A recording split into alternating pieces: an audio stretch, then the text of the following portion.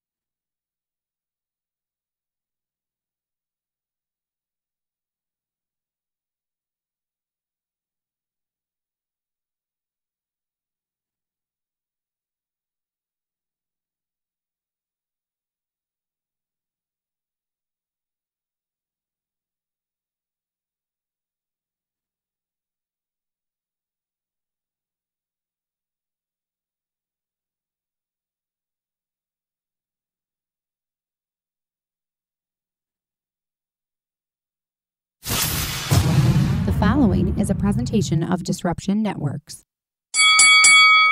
Get ready for the Old Baby's Grub and Gab Challenge, happening live Tuesday, June 26th at Old Baby's Gourmet Sandwich Shop, 4126 Oneida Street in New Hartford. In this corner, we have a tag team powerhouse of the Old Baby's Goliath Sandwich and the D. Currently undefeated, they are looking for a new challenger to try to take the belt. The Goliath Sandwich stands 3 times taller than the already huge Old Baby's Focaccia Sandwich. Do you have what it takes to take down the Goliath? With triple the meat, triple the toppings, pound of fries, and your choice of a 2-liter soda or bring in a 40-ounce of beer. The Disruption Network crew is looking for challengers to take it down. Do you have what it takes to take down the Goliath? Fastest time wins and sets the new bar to be broken. The D crew will be broadcasting live from the event on Tuesday, June 26th. There will be live entertainment from Ease Beats and Bizz, food specials, and other contests to win prizes. Do you have what it takes to take down the Goliath? Put your money where the mouth is. At Old Baby's Grub and Gab Challenge, Tuesday, June 26th at Old Baby's Gourmet Sandwich Shop and Disruption Network. Only on the D.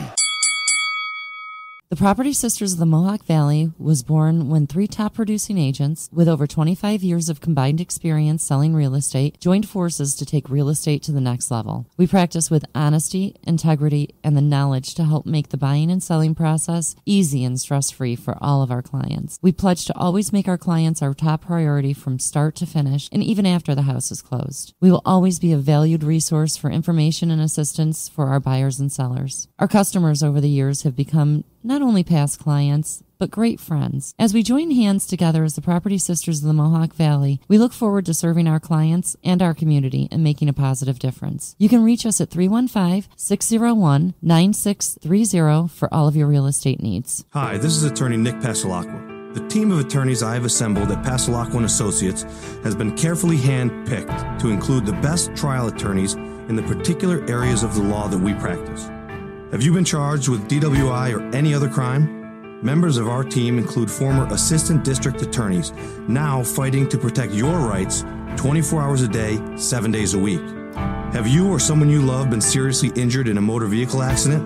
Members of the team at Pasalacqua & Associates include former insurance defense attorneys, now fighting to ensure that you get every penny you're entitled to. If you need legal help quick, don't waste your time or money calling anyone else. Remember, for legal help quick, you better call Nick and the team at Passalacqua Associates. 315-500-NICK or 315-500-6425 or visit cnytriallaw.com today.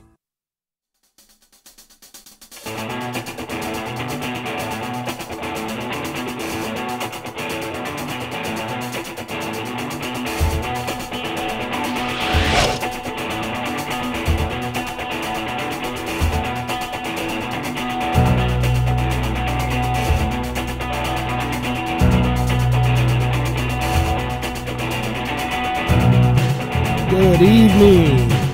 Special Thursday night at 9 o'clock edition of The Baseline.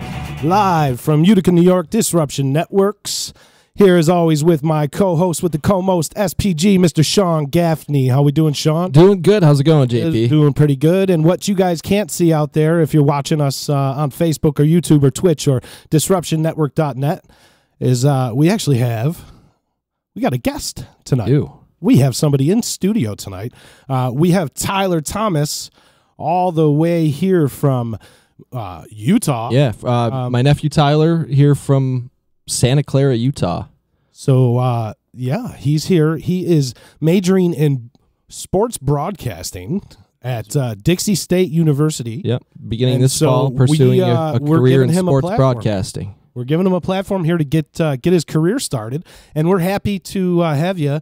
You know, the first time that you're doing something with your degree or the one that you're pursuing. So we got to get his How you doing today? Get his video up on the feed here. Yeah, I got him up. He's up now. Oh, okay, cool. Yeah, I'm watching a little bit of a delayed video. Yeah, he's up. You're up. All right. Take it away, Tyler Thomas. Welcome to the Baseline. You are our first guest. It's like the most wonderful thing ever. We've been talking about getting a guest in here, and now we got a guest. So, Tyler, what's going on? Nothing. Uncle Sean approached me about the opportunity to be on the show. So I was like, can't turn up an opportunity to pursue what I want to do. I figured it was a good chance. You know, I texted you late last night. It was something that I meant to bring up to you, and we were kind of uncertain whether we were doing the show tonight or if we were going to do it Sunday or whatever. And then we decided yesterday, the day before, that we were going to do Thursday night. And when I saw you yesterday, I completely forgot to mention it. So it was like right before I was going to go to bed. You're like, oh no, oh damn! I wanted to get a hold of. I wanted to let Tyler know in case he was interested in coming on and talking some baseball with us. And you just got back from a trip down to New York City. Yes, and I did. Going to Yankee Stadium and checking out the Yankees-Mariners games on Tuesday. So I figured, let's get you on here and we'll talk some baseball and talk about your trip down to the Bronx. I also went down to the Bronx last weekend on Saturday. And we're going to talk. We're going to talk a little bit about you going down to the Bronx. We'll touch on that for sure because there's some really funny stuff that happened with that. I have a new best friend.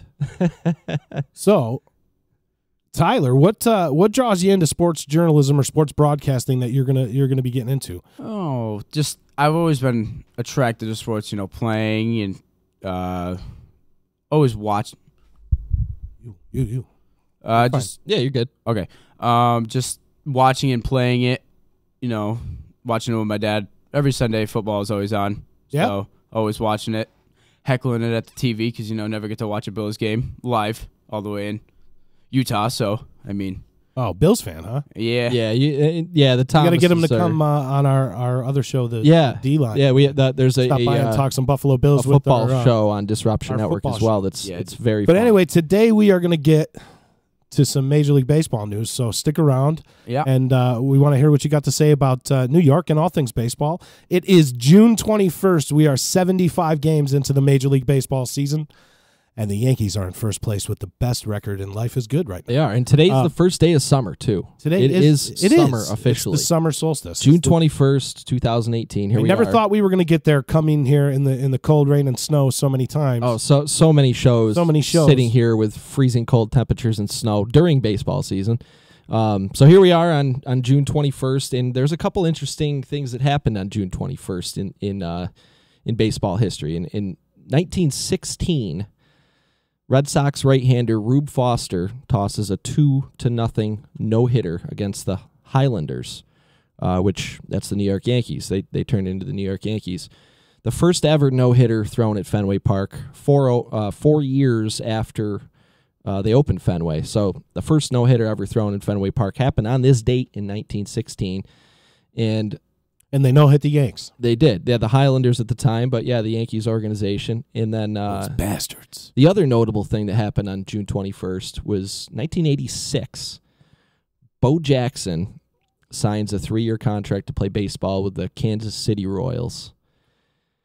We could dedicate an entire show to talking could. about Bo Jackson. We could. And today on our 7th We need to do stretch, to tease that a little bit, we're going to be talking about the best players in baseball history that are not in the Baseball Hall of Fame, excluding players who were suspended for any reason or maybe banned for baseball, excluding those guys. But yeah, we are eligibility. Talk about some. Yep, they got to be eligible, but also, just to let the cat out of the bag. It's the guys like Manny Ramirez and guys like that aren't going to get my vote because they got popped after Major League Baseball instituted a policy. But we are going to have some popped. very controversial guys. Yeah, that's that are not associated excluding with any of the PED PED era. guys. There's but going to be some prominent names from that era. I got a couple maybe. So yeah, But- stick but around. So the point was Bo Jackson is his career was way too short, but that's somebody that could have potentially been in this conversation at some point. in two sports. In two sports. He could have been in the Hall of Fame in two sports. Bo Jackson,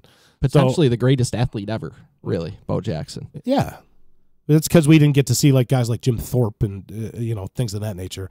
But you're absolutely right. There's nobody that we saw. He's a freak. The guy's an absolute freak. 4'2", Got a couple 40. people checking in. Kelly Vallejo says, "Where's Tyler?" And we got him up on the screen now. There was a little delay getting him up, but he's here now. You can see him on our feed. And Sharon Thomas says, "Hi, hi, Tyler." And if I recall, Grandma Sharon. yes. Hi, if I Grandma recall, Bo Jackson, wasn't he the first two-sport athlete to actually make it in football and baseball? He might have been one of the first. I don't know if he's the official first to make it in football and baseball. There was guys right around the same era that He's did the it. most prominent. Well, yeah, the most He's prominent. Three the most, right in the most same era. famous. There was the three of them. Deion Sanders and Brian Jordan. But Bo was the Most big one. prominent. He was the most prominent. He was the biggest star in both sports, I guess you could say, if you had football and baseball together for sure. So a lot of interesting things happening around baseball. We're going to kind of take a look around the league and go through the standings, and we'll throw some interesting tidbits and news and notes about each team as we do that. So we're going to get into the rundown. And we'll talk about how things currently stand around baseball. You already mentioned the New York Yankees. 50-22, .694 winning percentage. They are 8-2 in their last 10, fresh off a sweep of somebody, a team that we dedicated an entire amount of time last week. Oh, a team that was on fire before coming into that The series. Seattle Mariners were on fire, and the Yankees put out that fire. So a lot can be said about who the best team in baseball is. A lot. I mean, there's a lot of teams in the conversation, most of them American League teams. Maybe mix in the Washington Nationals and the Braves into that conversation right now, but maybe the Brewers too. But okay, but the Yankees, the Red Sox, the Astros, the Mariners, these are all good teams. The Yankees are destroying these teams in the season series. 3 out of 4 against Houston, and then 2 out of 3 against Houston, sweeping Seattle at home. Doing well against Cleveland. Seattle had been 24-8, I believe, going into that series. Yeah, against they New were. York. Yeah, like we said, they were on fire. They were on the Yankees torrid had pace. good success today against the Big Maple, James Paxton, in what I thought was going to be a pitcher's duel. Sevy and James Paxton going today, but the Yankees eking out a win. I believe the final was 4-3. 4-3. So still a fairly low scoring game, as you would maybe not as low scoring as you'd expect with those two guys on the mound, but still nobody got lit up. Yep. So 50-22, the Yankees sit there 2 games clear of the Boston Red Sox at 50-26. Granted, they played 4 less games. The Blue Jays are slipping fast, 16.5 out. It's not even worth talking the bottom of this division anymore until they start making trades. That's really or until Toronto brings up Vlad Guerrero Jr., who is hurt right now. Who is hurt. Yeah. So until Toronto does that, or tries to trade Josh Donaldson, and Tampa and Baltimore become sellers, who's also hurt right now. We don't even need to talk about these guys. No, 16.5, 17, and 29. The Orioles have managed to find themselves nearly 30 games out before summer officially starts. That's insane.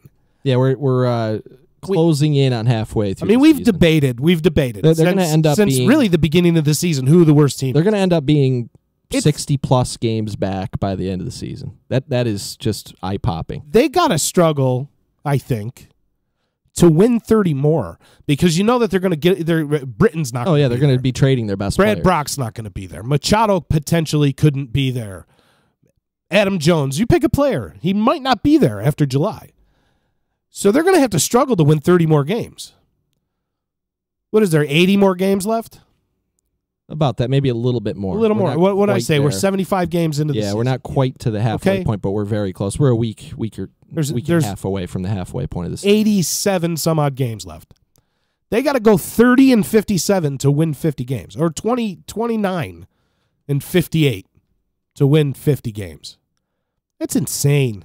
When you start the year with one of the top 5 players in baseball on your team and the likes of Jonathan Scope, Adam Jones, Zach Britton, Brad Brock, Dylan Bundy. You start the season with guys like that on your roster, and a guy who's you're not going to eke out as a good manager. You're already locked. You're already locked into a 100-loss season. You're locked in. You can sign that in blood.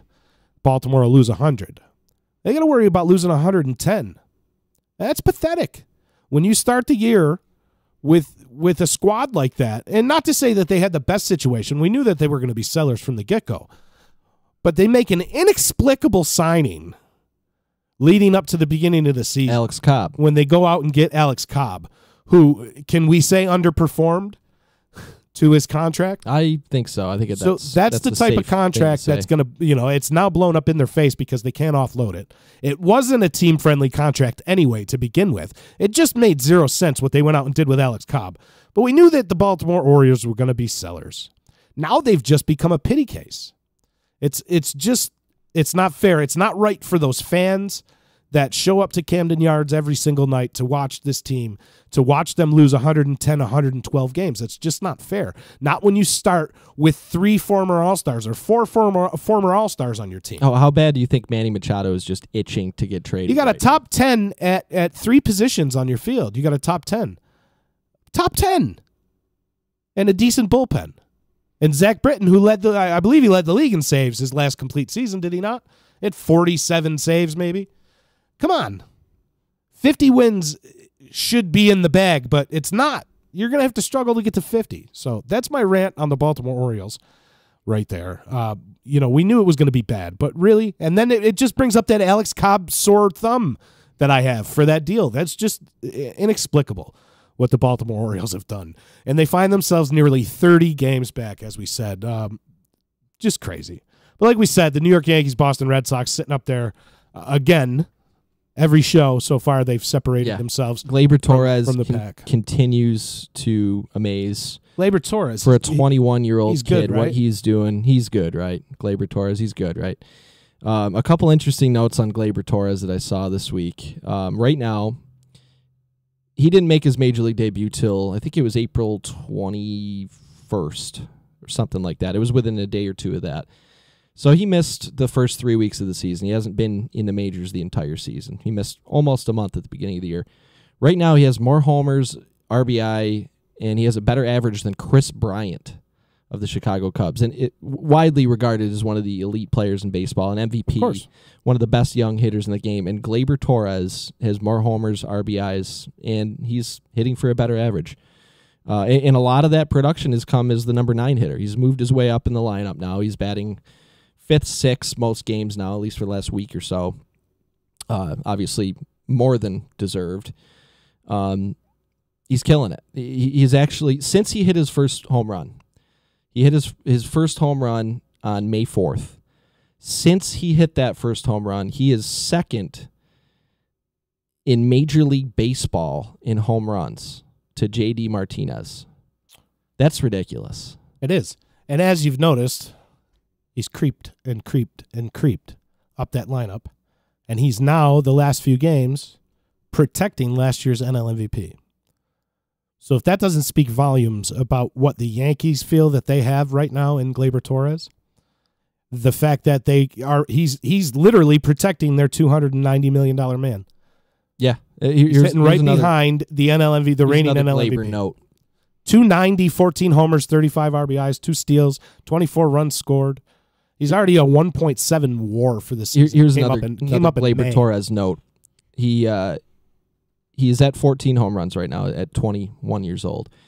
Most home runs in a season age 21 or younger by a New York Yankee.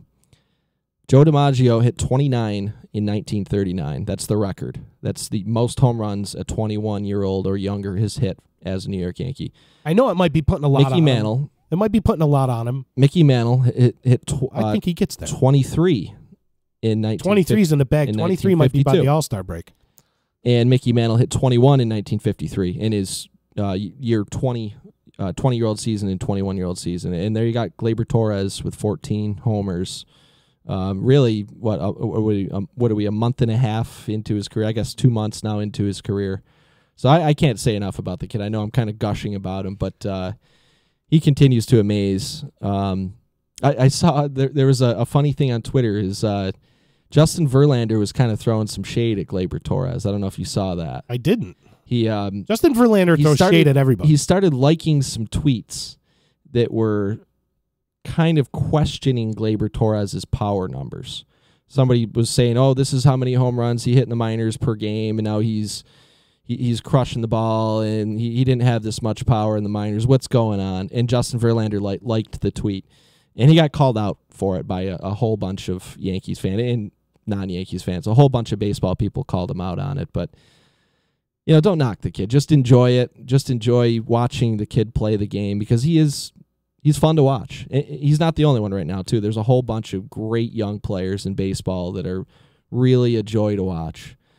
So Gleyber keeps crushing, and the Yankees are in first place. Boston right there, 2 games back. They both won today. Boston beat the Minnesota Twins 9-2. The Minnesota Twins did win that series against the Red Sox. They won 2 out of 3, which is unexpected the way that Minnesota's been playing. Mm-hmm. But nice to see the Yankees go and get a sweep of the Mariners today. We're going to have a technical difficulty here for 1 second, so hold on. It happens from time to time. It does. So that's the AL East update. All right, we're good. Moving into the AL Central. Sorry about that. Still first place and actually heating up. The Cleveland Indians are 5 games up on the Detroit Tigers. The Indians have won 4 in a row. Dave, where are you, Dave? Dave's. I don't know what Dave's doing right now, but he just sent me a trade offer in fantasy baseball, so he's doing something. Dave, you're not commenting or listening, but we're talking about the Indians, Dave. We need insight. I got to invite him into the feed so he knows that we're live here. Let us know about the rundown of the Indians, but sorry, continue with the rundown. So that's no surprise. Again, we say it every single show, the Cleveland Indians, and now they have won 4 in a row, and they beat the Chicago White Sox 12-0 yesterday, and they're starting to roll. Mike Clevenger has been dominant the last few starts. What more can you say about Corey Kluber? Carrasco hit the DL, but all the tests on his elbow came back negative, so it sounds like he'll be back. Trevor Bauer pitching well. Trevor Bauer pitching fantastic. So things are rolling there in Cleveland. Things are starting to look pretty good. And those hitters they got, Lindor, Ramirez, Encarnacion. Yeah, Brantley. Name one. Brantley, Michael Brantley having a great year. Pick any of those guys. They're Encarnacion missed a little bit of time with injury, but he's heated up in the last month or so himself. So Cleveland's starting to roll. And then you have Detroit, 3 games under 500 in second place. The Minnesota Twins, 33-38. Not the season they were expecting in Minnesota. Not at all. Chicago White Sox have lost 7 in a row, and the Kansas City Royals have now lost 9 in a row, and they just traded their closer to the Washington Nationals. So they're already in sell mode, as they should be. Rendering Kelvin Herrera fantasy useless. And you might hear his name later on the show. Fantasy useless Kelvin Herrera now. Going over there where Sean Doolittle has locked down the 9th inning for Washington over there. The Kansas City Royals just been playing. So we looked at some game logs, okay, when when news and notes comes up about fantasy, Sean and I are very active in the fantasy world. So when Sean more so than I. So if you're going to listen to anybody on the show about fantasy baseball, listen to Sean. We chat about we chat any about relevant topics during the week when and we're so not on when the show. when the topic of the new closer came up for who's going to be the new closer for the Kansas City Royals, Sean happened to send me a screenshot of the game log, and it was loss, win, and then like 10 straight losses. And it was really a question of, does it matter who's going to be the closer? So apparently, Dave is here, by the way. Yeah, he has I saw that. The guy that they settled on is 1% owned in Yahoo. I looked him up. I don't even know his name. It's 1% owned. Kevin McCarthy, I think. It might have been him. Yes, 1% owned. 8 home runs per 9. That was his clip. That's not good, right? That's not very good. That's one every outing. So, yeah, buyer beware. So, yeah, Dave says that the Cleveland Indians bullpen, which was a train wreck earlier in the season, has stabilized a little bit. It went from a raging tire fire from The Simpsons to only just a regular dumpster fire. Just the dumpster fire? It's an improvement. Always got to look on the positive side. It's only a dumpster fire now. I just don't understand. Maybe Dave can clue us in. I don't understand how something that was such a great strength, literally you lost one guy out of that bullpen, and now all of a sudden nobody could get an out for that stretch. I don't understand how that happens. It's usually a Francona strength is that bullpen down there. But nice to see that they've righted the ship. Certainly glad for Dave because he's not beating his head against the bar anymore watching him or wherever he chooses to watch the Indians. And I know that he was going through a rough stretch during that bullpen Simpsons tire fire episode that he had going on there. You got to figure Danny Salazar will be back at some point. I know he's been throwing. I don't think there really is a timetable for him to return, but if he can pitch even close to what he did, 2-3 years ago, he could help. He could be a major improvement in that bullpen too. So we'll see what happens there, and maybe they add somebody at the deadline. I thought Kelvin Herrera would have been a good pickup for them, but the Nationals beat him to the punch. I think that's all the Nationals were doing was keeping Herrera. They picked out a closer, somebody they can go and get for a cheaper cost. They picked him out. They headhunted him and said, we're going to go grab him. We always got room at the back end of the bullpen for Kelvin Herrera. Something may happen to Sean Doolittle. We got an insurance policy, etc. And you could say the same thing about Seattle with Alex Colomé. Same thing. Ago. Well, that's a bullpen that's not as good as the Nationals bullpen has been. It's a good bullpen. In fact, I think you could argue that Edwin Diaz has been the best closer in baseball. You can argue potentially if you weren't having the Verlander, Severino, and Scherzer's having their years, and Jacob deGrom with his minuscule ERA, if you weren't having those years out of some starters, you could argue that Edwin Diaz has been the most valuable pitcher in Major League Baseball so far this season. Because if you look at the percentage of wins that he saved, how many close games they've played that he's gone and locked down. Dave chiming in again, and he brings up a name that I've mentioned several times as maybe the reason why that bullpen kind of fell apart is Brian Shaw. Not that Brian Shaw's having a very good year, but historically he has been a lockdown arm in that bullpen. I want to say he was there for at least 5-6 years as a key setup man there, and he's gone. Not pitching well, but his absence has certainly been felt in Cleveland. So he's an innings hog, apparently. He's pitched more innings in Major League Baseball than anybody last year, according to Dave. So it hurts to lose a guy like that. Maybe it's like losing a Jeff Nelson or somebody like that. I don't know. But they have the luxury of playing in a terrible division where they can take the time to figure that out and make a move when they're ready to. So yeah, the Detroit Tigers are the surprise in that division right now. The Detroit Tigers. Yeah, when a team is 3 games under 500 and they're the surprise of the division, what's that tell you about the rest of the division? It doesn't tell you very much. So Cleveland has the luxury of being in a bad division and being able to kind of take their time to figure this stuff out and let things sort out without panicking because they're still in first place and they're winning games now. Minnesota 33-38, 19-18 at home, 6 games under on the road. Made the playoffs last year. Went out and spent some money.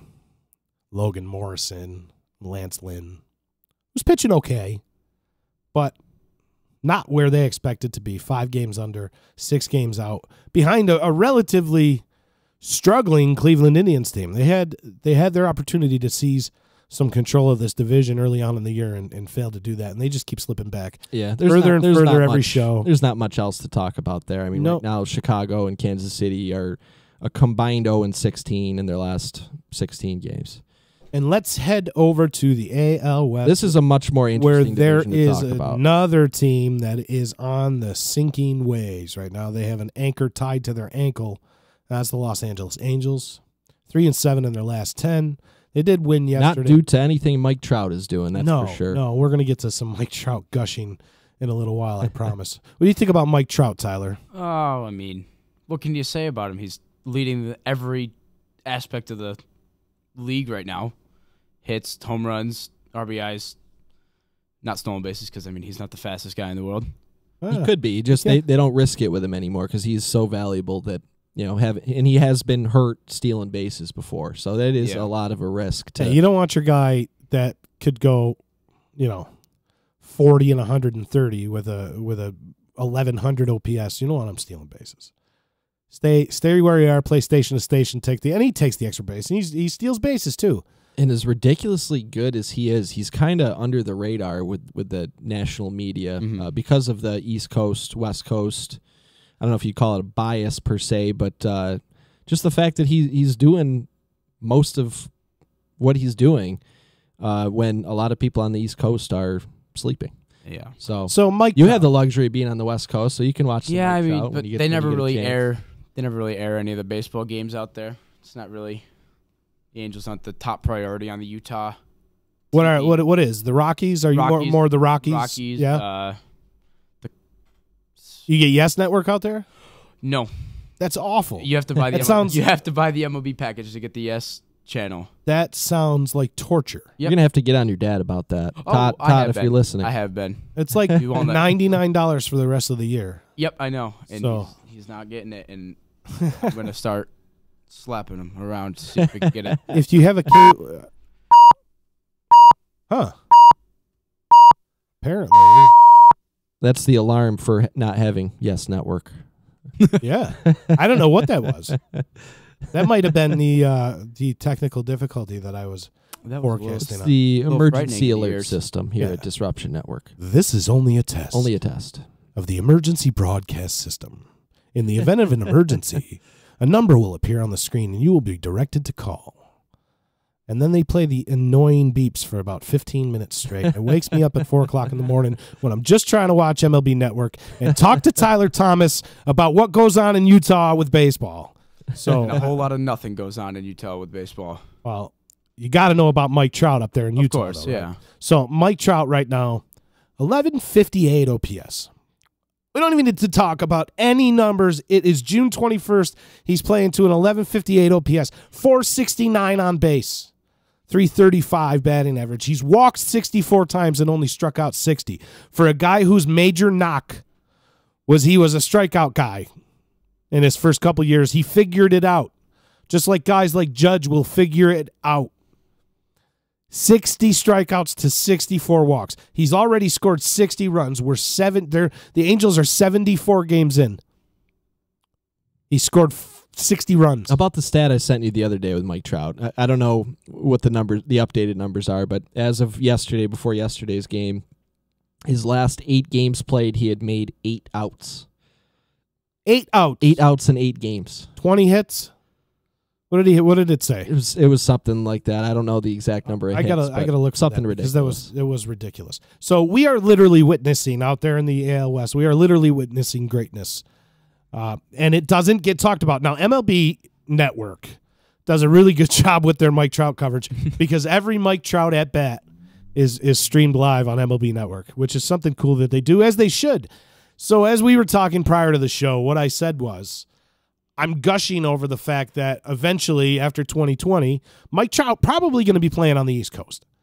I'm under no illusion that he's going to be a Yankee. I actually don't want to hear what everybody would have to say if Mike Trout were a Yankee. I don't want to hear that. it's the equivalent of the whole Kevin Durant. Now, the Yankee fan in me says, I would love to see him patrolling center field. It has nothing to do with the Yankees, but the Yankee fan in me says, as long as it's not Boston, please. Yeah, don't. So I don't think it's going to be Boston. If I had to put money on it right now, I'm calling that Mike Trout is going to be a member of the Philadelphia Phillies. They have a ton of money to spend. They went out and signed Carlos Santana this offseason, Jake Arrieta, but they're not super long-term deals. Lots of organizational controlled players that they can either shed at some point in time and not re-sign, or they're only paying $600,000 to $5 million. A lot of organization control in that club. I see him going to the Phils. I don't know about anybody else. I think it's a pretty good prediction. He's a Jersey guy. I know he's an Eagles fan. I don't know if he grew up as a Phillies fan. Well, he is from New Jersey, so I just see him coming to the East Coast, and I don't see anybody having deep enough pockets other than some of the teams that we already mentioned. So we're going to see Los Angeles make a play on him. We're going to see the Angels qualify their offer at least. They're going to do something along the lines of what the Yankees did for Robinson Cano. Not nearly probably what he's going to get, but here's something, thanks. At least we made you an offer, and our fans aren't going to kill us because we didn't even offer you. So the Angels are going to be in play. The Red Sox will be in play. Maybe a team like the Tigers will be in play. I don't think you see him go to Detroit. Yeah, who knows? I just like to see him go what the scope of baseball will be to a bigger market. I just want to see him in a bigger market because I just think the Mike Trout brand will explode even further. We're witnessing perhaps one of the top 4 or 5 players to ever play the game. Maybe even, it's a long time. I understand we're early into his career, but maybe even watching the best. Maybe. So pay attention. So his first full season in the majors was 2012, I believe. Yep. And I saw a stat that was just ridiculous. The stats that are just ridiculous with Mike Trout just keep coming. So Mike Trout, since 2012, because he had a taste of the majors in 2011 and he struggled, and the next year he came up and he won MVP in his first full season. Since that season, he has not gone more than 2 games in a row without getting on base. In 6 years, he hasn't had a stretch of 3 games where he has not gotten on base. That's just unbelievable. So of all the stats that we just talked about, that's probably the sickest. It is unbelievable. That's the 8 games and 8 outs thing forecasted across 5 years. That's basically what that is. That's what this guy's been doing. He's close. If he continues on this pace for the rest of the year, he will be over 1,000 OPS for his career. Wow. Okay? Wow. That's all I got to say about him. All right? We don't need to gush over Mike Trout. This is actually less than I thought I was going to gush over Mike Trout because we talked about him all week. And if you're a baseball fan and you can hate on that guy at all, yeah, you can't call yourself a fan. You just can't. Unless you got some deep, bitter hatred towards the Angels and Mike Trout. You can't hate on Mike Trout. You can't. No, you can't. So I'm off Mike Trout. Much respect to Mike Trout. And all his stats just go so underappreciated. They really do. League. They really do. They do. Nobody talks about it. Everybody talks about the Yankees, the Red Sox, JD kind of, home runs. yeah, it's kind of a thing that people have just become accustomed to. Yeah. They're taking it for granted how good he is. Just saying the East is better than the West for baseball is pretty much what they're saying because they're not even implying any of the West, even with everybody on the Rockies. Nobody talks about anybody on the Rockies. Yeah, well, I mean, they have Nolan Arenado, but he doesn't. Yeah, even a he lot of doesn't people get don't his due get either. You know, Paul Goldschmidt, another guy, and Blackman out. and there's another guy. Yep, a lot of people couldn't probably pick Charlie Blackman out of a lineup unless they knew what he looked like, because then you could easily pick Charlie Blackman. If he cut his hair and lineup. shaved his beard, I wouldn't be able to pick him out of a lineup. I don't think Colorado Rockies fans would be able to pick out Charlie Blackman out of a lineup. Bryce Harper. Yeah, speaking of that, Bryce Harper shaved the beard. He did. We're going to get over to the NL in a minute. We're going to talk about the abysmal season that Bryce Harper is putting up and the chance Although for him. he is still leading the NL That's in fine. home runs. That's but fine. Yeah. He's not Chris Davis. No. That's not what they want, and that's not how you get $400 million either. You don't hit 200 to get $400 million. It's just not plausible for him right now. But we're going to get over to the NL in a second. Finishing up with the AL West. 9-1 in their last 10, the Houston Astros defending champions with that plus 161 run differential. 394 runs scored to 233 runs against. They sit atop the division where they were behind in our last show by 1 game, behind the red-hot, scorching hot Seattle Mariners. Houston rattled off 11 straight themselves. Yeah, they lost a couple days ago, bounced back yesterday. 9-1 in their last 10, and now they're 3.5 games up on the Mariners. Blake Snell beat them a couple days ago, ended that streak.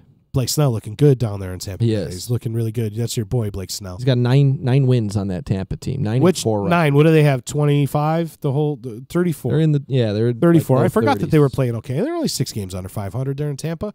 Not too bad. And you got to figure they just got swept by the Yankees in 4 games too. So before that, And a 2-game. before that buzzsaw that they ran into, their record was, wouldn't say good, but much better than anybody had expected they would be coming into the year. And they had that 2-game sweep that they had on the Rays as well, the Yankees. Yep, not too long ago. Yep. And I believe they go to, the Yankees go to Tampa this weekend, I think. So they got more Yankees on the schedule 3 coming. games, I think it is. So Houston and Seattle separate from the rest of that division right now. 10 games back in the division, the Angels. You think they make a play to start moving some of these guys, or are they going to keep that roster intact there in Los Angeles? Mainly, if the market heats up for Mike Trout, you think they move him? Or you think he's a winter meeting guy that they would move? No, I don't think there's any chance that Trout gets moved this season. I really don't. Neither do I. But if the deal is right, if somebody wants to unload their entire farm system, maybe, just maybe. But no, they got a good core out there in Los Angeles, and they're going to figure it out. Mike Scioscia's a good manager. They've unfortunately been dealt the blow of losing 2 players in 1 by losing Ohtani. We can't talk about our lost a whole boy. bunch of starting pitchers, We too. can't talk about our boy Ohtani. Garrett Richards, Tyler Skaggs is banged up right now. It looks minor. Yeah, he left, or he didn't start today. He was supposed to start Yeah, he today. got scratched from the start. It Tight doesn't, hamstrings. Yeah, it doesn't sound very serious, but that's another starting pitcher that's banged up for him. I mean, the majority of their starting rotation is hurt. So as we and Tyler Skaggs has been really good, and just to throw out another teaser, you may hear Tyler Skaggs' name later in the show as well. So stick around if you're new to us right now and you're watching for the first time. Stick around in a little while. We're going to do our 3 up and 3 down segment where our resident fantasy baseball expert, Mr. SPG, goes over 3 players to tend to go towards in the fantasy baseball world and 3 players to stay away from. So 3 up, 3 down coming up here on the baseline after the rundown. So Houston, Seattle, Cleveland, Boston, New York. And that's it. And the rest of the AL. So they're solidifying, like we talked about last week, the AL here June 21st now, 7 days later after we did our show last week. 7 days later, it still holds true. Those are the teams that are going to the playoffs in the AL. Get used to it. Unless somebody goes on a ridiculously hot streak, which we've seen before, but we're not likely to see any teams in the AL, other than the teams that we just mentioned, go on some kind of insane... It's baseball. I mean, it can happen. But go on some kind of insane 20 out of 24. Yeah. I mean, maybe the Oakland Athletics just surprise the heck out of everybody and go which they did once. They have, and they've once. won 4 in a row right now. They're only a game behind the Angels. So they're creeping their way up. Still a long way to go there. They're 7.5 games back. You know, that's Seattle, good news Houston. for the A's, and that's worse news For the Angels. That's, they're going to start getting caught by the bottom of the division, get closer to the bottom than they are to the top of an absolute juggernaut in the Astros. You're not catching the Astros to win that division. You got to hope that Seattle falters. And then what are you looking at? Detroit, Toronto. Yeah. After that, those are going to be the teams that you got to contend with. So good things need to start happening for the Angels. Let's just put it that way. Moving over into the National League East, as we were talking about the Washington Nationals and Bryce Harper. Bryce Harper is such a curious case this year. You almost think that something's going on with Bryce Harper. He looks like crap. He does. He shaved that beard. Maybe it's just the fact that we haven't seen him without that beard, but He looked like a skeleton when I saw him. Maybe it was just the angle of the picture. But he did not look good. He didn't look Power like numbers are still there, but that's it. How could the power numbers not be with that swing? All right, and sitting in that lineup with all those guys getting on and scoring runs, power numbers should be there. You're talking about a guy that has hit 330 in a season. You're talking about a guy who finished seasons with an 1,100 OPS.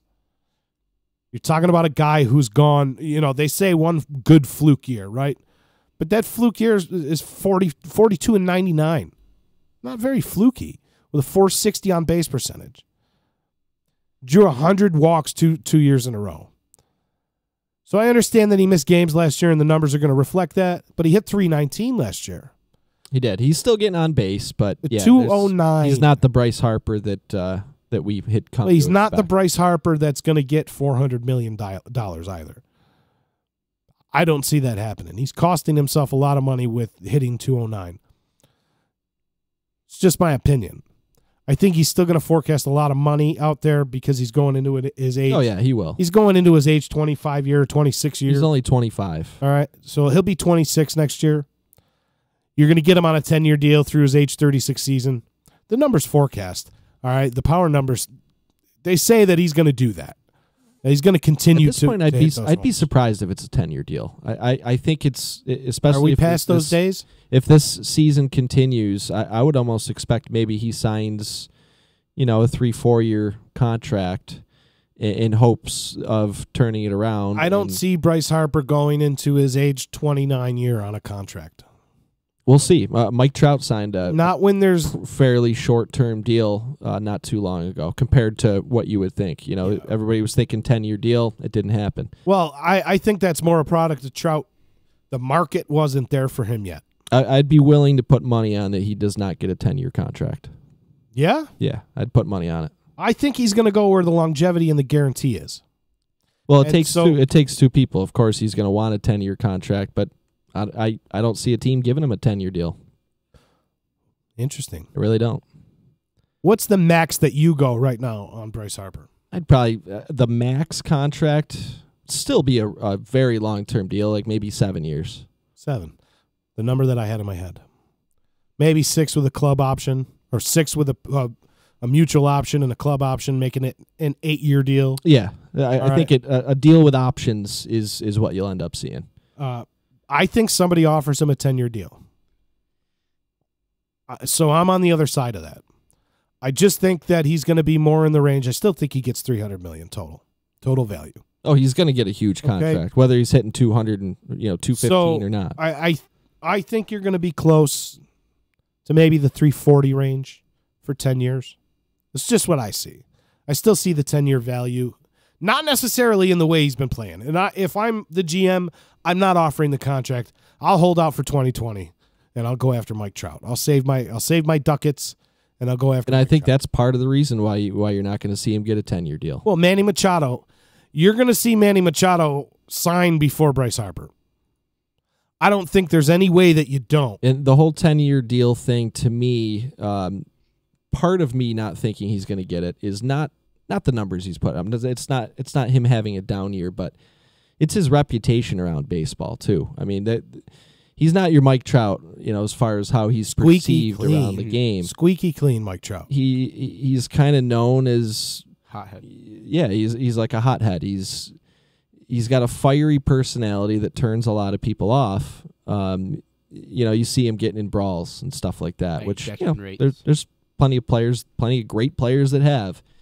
But I just think around baseball, his reputation, I'd be surprised, and maybe I'm wrong. Maybe he does get a 10-year deal, but I would be at this point surprised to see him get that 10-year contract. He's still going to get something ridiculous, though. Don't get me wrong. So my kids are tuning in. I don't know if it's just my daughters. So hello, Marley and Sophia. I love you guys. And Dominic, if you're listening, love you too. Had a good Father's Day. How about you? Did you have a good Father's Day? I had a great Father's Day. Yeah, I went to Yankee Stadium the day before Father's Day. How's that for a Father's Day right there? Oh, and it was a gorgeous day. We had great seats. Such an awesome day. So that was the day before Father's Day. And then Father's Day, we kind of hung out around the house and had a little bit of a lazy morning and just kind of chilled. And went outside and did a little bit of yard work and just relaxed. And then we went up north and met up with my father and went boating and Nice. did a little cookout. Had a good time. Hung out with my brother and my niece and nephew and my kids, obviously, and we had fun. So it was a great Father's Day weekend. I couldn't ask for a better weekend. I really, really had a good time. Nice. So I worked all day. All day. You know what though? That's what being a father is too. I worked. That's And then my daughters and I and my son, we went to dinner. And I got to say, I learned about where I was going to go to dinner. I wanted to go to Texas Roadhouse, and I just want ribs. That's all I wanted.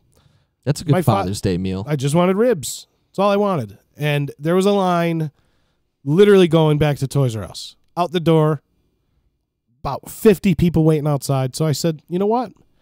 I've heard so many good things about Kirby's. Yeah. And I saw Kirby's them. great too. I saw them on Disruption Network on EC Radio. Yep. And I learned that they had pretty good ribs. They do. So I went there and I had the ribs at Kirby's, and I got to say, it was fantastic. So thank you, EC Radio, for bringing on, I believe his name is Kyle from Kirby's. And so if you want to check out any of the other program from our sister shows here on Disruption Network, tune into disruptionnetwork.net for all of the content. We got EC Radio 5 times daily. It's a daily show of just antics. 5 times a week. Lots of it's Monday through Thursday at 3 p.m. every day. Listen, you Every want to Monday talk through about Thursday. you want to talk about a good show, especially if you're in the Central New York, Syracuse, Binghamton, Albany, Utica, Cooperstown. If you're in any of those areas and you're looking for the things that are going on in the haps around the 315, tune into EC Radio. Also, we got Ease, Beats, and Bizz and Home Free with Adeline Van Dyke. Back Talk with Tommy Drama, and a slew of other shows. We got the wrestling podcast going on right now. So tune in to disruptionnetwork.net, and you can go watch all past episodes of The Baseline and check out what we had to say. See where we were wrong and see where we were right, because probably more wrongs than rights. But here we are. We're talking baseball. That's okay. That's okay. So thank you to Disruption Network and all of our sister shows, and tune in to all the other shows. Thank you. So moving on. We're going to get into some league leaders here, and then we're going to get into 3 up, 3 down. We got the NL Central and West too. We'll talk. We got to go to the NL real quick. What am I moving on from? We were talking about the Unreal. NL East. Atlanta's still in first place. I didn't want to talk about Bryce Harper. Washington I think that's what it was. Has kind of gotten cold a little bit. Speaking of Bryce Harper, 3-7 in their last 10. Strasburg's hurt. Of course. They've got some good young players there, and they got some good veterans that have just come back. Adam Eaton, Daniel Murphy, and how about that kid Juan Soto? I know I've mentioned him a few times, but there was a really unique scenario that played out this week involving Juan Soto. Oh, something that you never see happen. I think this one is good. You never see that happen. So Juan Soto made his major league debut on May 20th this year. Got brought up as a 19-year-old kid. Very, very, very good player in the minor leagues.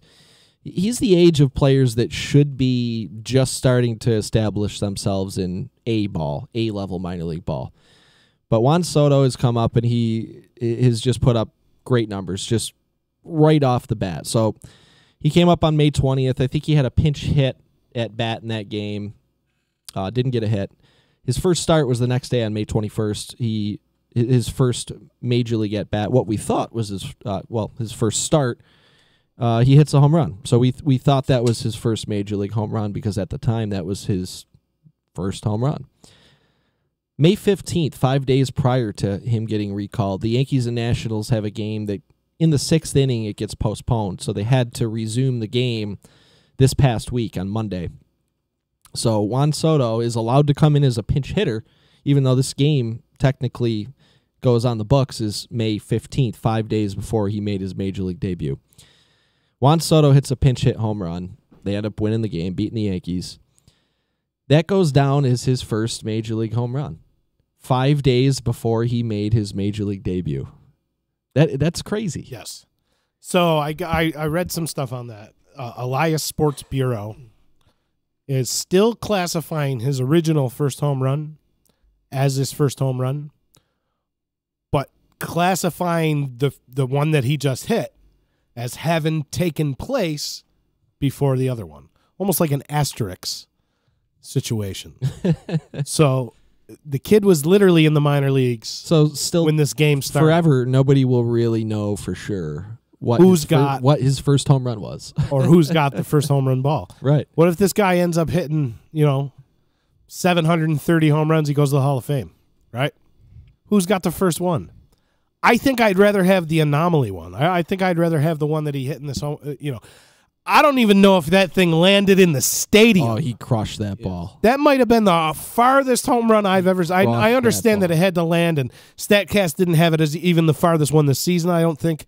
All right, but if that thing didn't hit something, he might have hit that to Virginia. He crushed it. That thing was tattooed. Chad Green served that pitch up. So it was either his first or his sixth home run. Either his first or his sixth, but either way, the kid was in the minor leagues when the game started.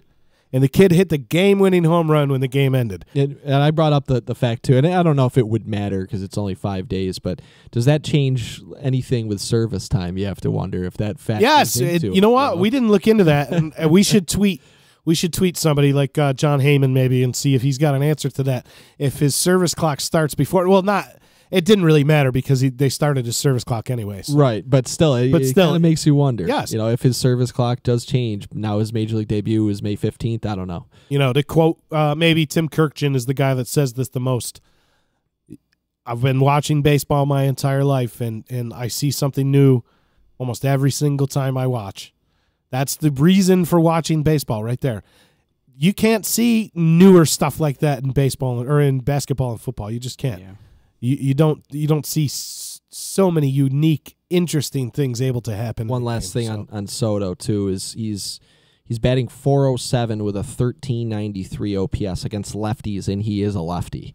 19-year-old lefty just destroying left-handed pitching at the major level. That's amazing. Didi Gregorius hits lefties well. I've noticed that over the last 3 years. I like watching his approach against lefties. But if Soto's hitting the ball that hard off of lefties, that's just crazy. It doesn't happen. 19-year-old left-handed hitter. It really doesn't. And he has not lost any playing time since Adam Eaton was activated. Michael Taylor seems to be the one that has been sent to the bench there, and we touched on that a little bit last show. That's a good bench player, though. And it's a great bench player to have. A guy with speed, some pop. Adam Eaton and Daniel Murphy both sat today. I don't know what's behind that. But if you got guys like Adam Eaton and Daniel Murphy sitting on your bench and Michael A. Taylor sitting on your bench, Ryan Zimmerman going to come back at some point in time probably, right?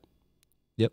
Good shape, the Washington Nationals, as far as depth. Good shape. And now they've only bolstered the back end of that bullpen. They have. They've made a move. They're 3-7 their last 10, so they're struggling a little bit. Are they going for broke Sean this year? I would think you would have to with the Bryce Harper situation. Got to go for broke. This could be it for Bryce Harper. Make some trades, get some guys, get another arm in there, stock somebody right up, in that number 3. Maybe even get a number 2. Just slide in there. Maybe look at them as a potential Chris Archer landing spot. Who knows? Yeah, we haven't talked much about Chris Archer. He's been hurt. Chris Archer has been hurt for almost a month, which is maybe by design. I don't know.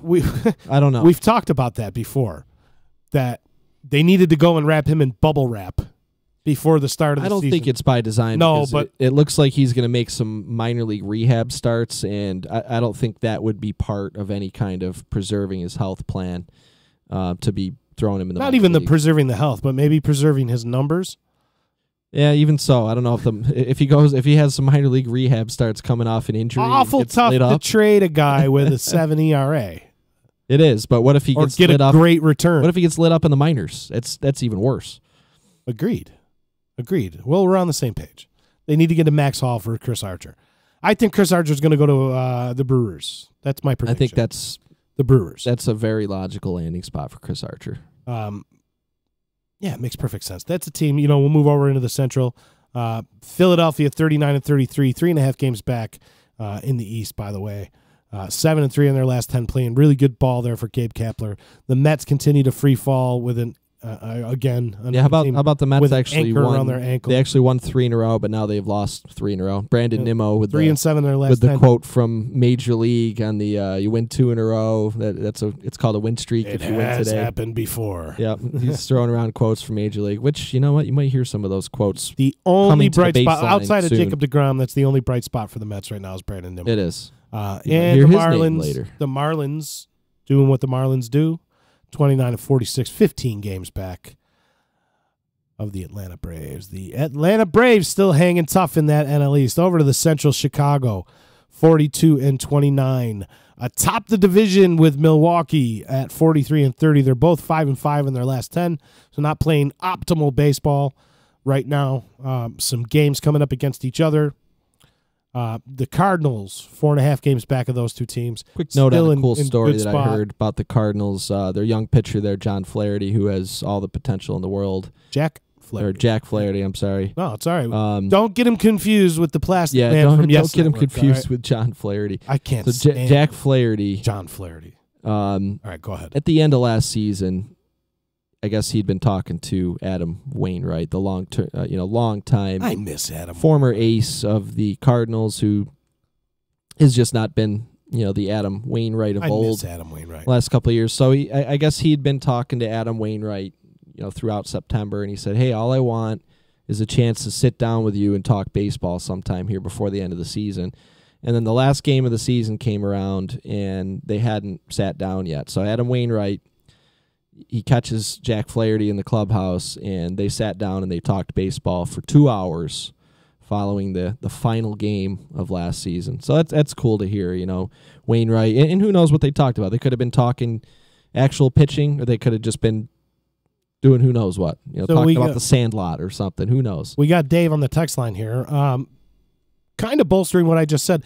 The Elias Sports Bureau clarified that Soto's first Major League debut will be still May 20th, with an asterisk to denote his appearance in the continuation of the suspended game.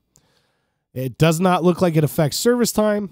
Also, though it is uncommon for a player to compete in a game prior to his Major League debut, it has been done before. Barry Bonds, maybe alluding to our 7th inning stretch perhaps, Barry Bonds hit a go-ahead single in a suspended game that dated a month before his Major League debut. And Jeff Reardon, closer Jeff Reardon, you remember Jeff Reardon? He was like a stud closer when we were kids, right? Threw scoreless inning and picked up a win in a suspended game nearly 2 months before his debut as well. So thank you, our off-site statistician, Dave. Utica Blue Sox Dave, I love you, kid. Thanks for I love when Dave chimes in with I do stuff too. like that. I like when he sits there and he fact checks for us. I like that. Oh, and by he the way, also Dave, says he says don't name anybody. don't name on your anybody team. in the 3-up set. Sorry, buddy, there is one. Ooh, I can't wait to hear who it is though. I can't wait. So thanks for tuning in, Dave. Somebody we were just really talking appreciate about it. actually a few minutes ago, and we'll get to that in a little bit. Nice. I'm glad. I hope you do, Kurt. No, I can't say that. I hope Dave picks it up a little bit. Some weird trade he sent me the other day. I was kind of, I don't know, was kind of off on it. Maybe he sent one to you. Who'd he send you? You sent me a couple offers. We've had some negotiations. You might see something happen here. You guys are haggling, are you? We'll see what happens. We're collusion. We're talking names. Got that veto button, We're talking names right now. We haven't really. Although he did send me an offer, I gotta take a closer look at it. You got to shake it up. Shake the EC, to take a the close EC look at it, yeah. Electric Company Fantasy Baseball League. You got to shake it up a little bit. You got to start making a run. Yeah, the Shockers need a little spark right now. Can we talk about the Cincinnati Reds for a second? Sure. 6-4 in their last 10. My boys, I got you. I got you guys. That is my pick. They are going to get to the whatever the prediction. 3 wins in a row. Although they are 69. Those wins are against the Detroit Tigers. So what? Wins are wins. When you start off the way the Cincinnati Reds did, and then you fire your manager, what was it, 30 games in? Brian Price got fired, 28 games in. You start off like that. Now you got 28 wins. I'm all in. I'm all in on the Cincinnati Reds. And a couple guys having pretty good years. They beat the Chicago Cubs Scooter today. Gennett, Eugenio Suarez, Joey Votto still pretty steady. Cincinnati 6, Chicago Cubs 2. So did Matt Harvey get the win today? I know he was starting. I wonder how he pitched. Matt Harvey did get the win. Look at Matt Harvey turning around. Another potential trade candidate out of that division is Matt Harvey, the Dark Knight. Yeah, he doesn't look like the Dark Knight anymore, but no, he's got a 5.66 ERA. Yeah, that's his second win on the season. Yeah, you're blunt about it. I was just trying to be nice. Moving over to the NL West, Arizona with a 2-game lead over the surging Dodgers. They have lost 2 in a row, so it's tough to call them surging, but playing much better baseball than they were at the beginning of the season, making themselves a clear contender again in that division where it seemed that all was lost when Arizona was surging and L.A. was playing terrible, but Arizona's come back down to earth a little bit, and L.A.'s playing pretty good. Due to get Clayton Kershaw back, due to get Johnson & Johnson's own Rich Hill. Yeah, Kershaw should be back next week. I think Rich Hill is back now. Unless he's gotten a blister since he got called up, which is Rich Hill always a possibility. Yeah, he's back. Yeah, Rich Hill is back. Blisters for the time being. Blisters are good, right? Yeah. So that endorsement deal from Johnson & Johnson must be paying off for him. I'm pretty sure that Neosporin is now. They got a little space on Rich Hill's jersey for a Neosporin logo. He sponsors his jersey's going to turn into the NASCAR pit crew. With all the advertisements over it, that's going to be Rich Hill's jersey. Oh, by the way, Mike first Trout, aid kits. Mike Trout is he has walked and scored a run already in the first inning against the Blue Jays. Hey, well, at least we're paying. I happen to know a guy that has Mike Trout on his team, and I like him. Joe Boo. Joe Boo needs a refill. 6 innings pitched, 5 hits, 2 earned, 6 Ks for Harvey tonight. So. That's okay. Matt Harvey turning it around. Back to the NL West, though. The Diamondbacks, the Dodgers, the Rockies have not been playing very good baseball of late. They won 3 straight now. An awful stretch prior to that. So maybe they're turning it around a little bit. San Francisco won 2 straight, 1 game under, 4 games back. And then the Padres really kind of hanging tough. For the Padres, for what you didn't expect, 34-42, 7.5 games back in the division, but probably fading fast. So this division's going to come down to probably the last 2 weeks, and it might be 4 teams in the race. We thought it was going to be the best division in baseball. It might be the best to watch in terms of races. Like we said, the races are done in the AL. They're done. There's not going to be any September fun in the AL. Seeing, the divisional races, maybe Seattle and Houston and Boston. The fun Boston in the and New AL York. will be the divisional races because but some of the that playoff at roster least is set one in the of those American League. juggernaut teams is going to be playing a one and done potential wild card game. Either the Yankees or the Red Sox are going to be in a wild card one. Lose, you go home game after 162 games. Against the James Paxton, probably. That's who you're going to be facing. Who knows? But the NL West is going to be the most interesting division coming up here. Coming towards the trade deadline. Little rumor mill spinning out there. I don't know if you've heard about Manny Machado going to someplace in the NL West not named Los Angeles Dodgers. Have you heard that? I don't know that I have. Rumors of Machado to the Diamondbacks have gained a little traction this week. Interesting thing, if you're out there in the Machado sweepstakes and you have a vested interest in the Machado sweepstakes, pay attention a little bit to that chatter about the Diamondbacks potentially going out and grabbing Machado. Did the same thing with J.D. Martinez last year, and look how that turned out.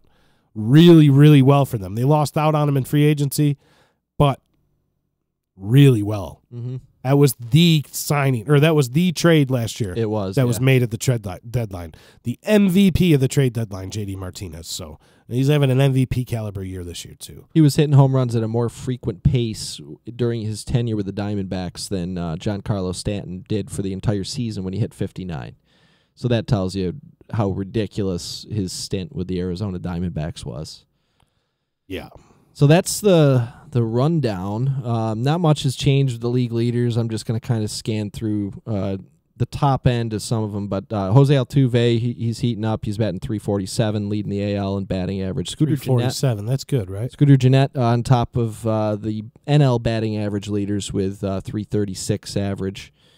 Mike Trout, we've mentioned him plenty enough, 23 homers, and then you got J.D. Martinez with 22, Jose Ramirez with 22 right behind him.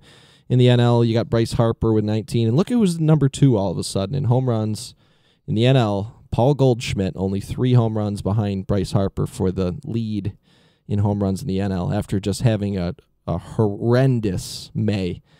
My NL MVP pick coming into the year. He is just turning, and maybe it can still happen. Well, if he continues on the pace that he's been on for the last 4 weeks, how could you not give the guy the award? It could still happen. It didn't look like there was any chance of that 2,000 in May, OPS over the last month. Yeah. So Goldschmidt is still among the hottest hitters in baseball, as he has been for the last several weeks now. AL runs batted in. J.D. Martinez sitting on top with 55. Mitch Haniger right there with 54. Let's see. Trevor Story leading the NL in RBI. And Eugenio Suarez, a bit of a surprise there, especially on a team that's buried in the standings right now. The Reds playing a little bit better, like you said. 55 RBI. And Scooter Gennett sitting on the same list with 50. Scooter Gennett right there. You got Joey Votto in there. There's another team. That's another team. I'm going to go on a rant again about the Cincinnati Reds, but that's another team just like the Orioles. You can't come into the year with guys named Votto, Suarez, Gennett. I mean, you can't forecast that those guys are going to have the years that they've been having. It's the pitching, though, there. It is the pitching, but you got to be more proactive. You got to go out and get a pitcher other than Homer Bailey, who might be statistically the worst pitcher in the game right now. I think he's pretty close. And that was their ace. That was their ace. Well, they got Matt Harvey now, though, so the savior is there. They got the opaque night. Not so dark. He's fading. Interesting to see a guy named Mitch Haniger in the AL RBI leader list, sitting there with 54, sitting one behind J.D. Martinez. And there's Manny Machado with 53. And Manny Machado with 53. Baltimore has scored 111 runs all year. I don't know. Maybe that might actually be pretty close. It probably isn't that far what off. They've closed. No. They scored 260 runs for the year, and Machado has 60 RBIs. Well, he's being wasted. I don't want to see players get wasted. He won't be for long. No. I think he moves relatively quickly. But nice to see Mitch Haniger having such a good year.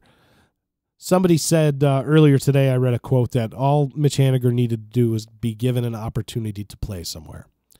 And he's been given an opportunity to play, and he's an all-star. Yeah, they acquired him along with Gene Segura in that trade a couple of years ago with Arizona. From the Arizona Diamondbacks.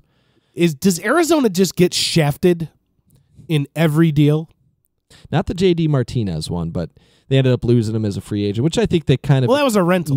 They knew that there was a good chance of that happening when they made the trade. I mean, Shane Green for Didi Gregorius. Right? That's the one that sticks out in my mind. Yeah. Now you tell me that you give up Shelby Miller for Dansby Swanson when you a year or two removed from being the number one overall pick in the draft. You spend years scouting guys. Years scouting colleges and scouting high schools. Years. To have the number one pick and go out and pick a guy and then trade him 2 years later for Shelby Miller. Speaking of, I think Shelby Miller is supposed to be back here in the next few days. Well, we're not talking about Dansby Swanson or Dans. Yeah, listen to me. Can't even say it. Dansby Swanson is having a pretty decent year, but still. You don't go make that trade. Shame on Arizona. Arizona's on the baseline. So into the pitchers, moving this along a little bit. Verlander's still. I don't move anything along. The along. 1.6 ERA is still pretty far ahead. He's a half a run ahead of Corey Kluber. And then you got Severino. Blake Snell still up there. Trevor Bauer. Jake DeGrom still 1.5 way ahead. Finally got a win. Jake DeGrom. Finally got a win in Colorado, of all places. Pitched phenomenally and got a win out there. Max Scherzer. John Lester down to 2.1. AL saves, Edwin Diaz just continues to cruise, 27 saves. Chapman's got 22. Kimbrell's got 22. Out in the West, Brad Hand, 21 saves. So he's a name that you could see move, but the more and more I think about it, I doubt that you'll see Brad Hand get traded. And I heard that Boston inquired about Brad Hand, and they told San Diego, or they told Boston, we want Rafael Devers in return for Brad Hand. So if that's the type of return they're expecting for Brad Hand, I think you can pretty much rule him out as being traded coming into the trade deadline. Or maybe somebody's crazy enough to do it. Maybe. But yeah, and he is one of the elite especially left-handed arms for the back end of a bullpen, but there's other arms out there. You saw the Kenley Jansen pickup, the Colomé pickup. There's other good arms, not as good as Brad Hand, but guys that would come at a much cheaper price than having to give up a potential cornerstone hitter like Devers. So I doubt that he gets moved, but again, we'll see. It all depends on if somebody just decides to pull the trigger and go for it all and sacrifice some of their future to bring in a lefty reliever like Hand. Mike Trout, 6.6 wins above replacement. 6.6. Amazing. 6.6. Jose Ramirez, with the incredible year he's having, is at 4.9. That tells you. Out in the NL, Lorenzo Cain, 3.7. Having a NL great year award. under the radar. Lorenzo Cain having a great year with the Milwaukee Brewers. The first place Milwaukee Brewers. So that's the rundown, league leaders and standings and news and notes. That's and the rundown. We're kind of compiling everything together here. Kind of a quick show tonight, given the fact that we started at 9 p.m. on a Thursday. And I worked all day, and we got our guest, and we got Tyler. Tell us about the Yankee game that you went to the other day. Oh, it was awesome. First time to Yankee Stadium, Tyler? First time. Didn't get a chance to go to the old one, so going to the new one was definitely fun. Got to see my first home run. Got to see Gleyber hit a home run finally. So Gleyber Torres was the first home run you've ever witnessed in Yankee Stadium? No, actually, Aaron Hicks was the first one. That's all right. And then Andujar. You saw a whole bunch of them that day. Yeah, Andujar, Torres, Stanton, and Hicks all hit one that day. So did you go to Monument Park? Did you get we a chance to didn't. go check? When we were trying to go, it was closed. They had the door closed. And it closes pretty soon. yeah. Yeah. It was same for me when we went. It was we were like, I think 5 minutes shy of making it to Monument Park. So Yeah, it happens. You'll get there. You just got to go back and go again. Whenever we have the money. I've only been back here. You know, for the number of times that I've been to Yankee Stadium, I've only gone in Monument Park once. I've not been Just to due Monument to- Park in the new stadium. Just due to the fact of the wait time. Yeah. You're waiting there a little bit, and it's pretty crammed, and you don't have a whole lot of time to look around. You quick take some pictures, but Yeah. I went there one time. But yeah, Monument Park is pretty good. Check that off the bucket list if you can. Where did you sit?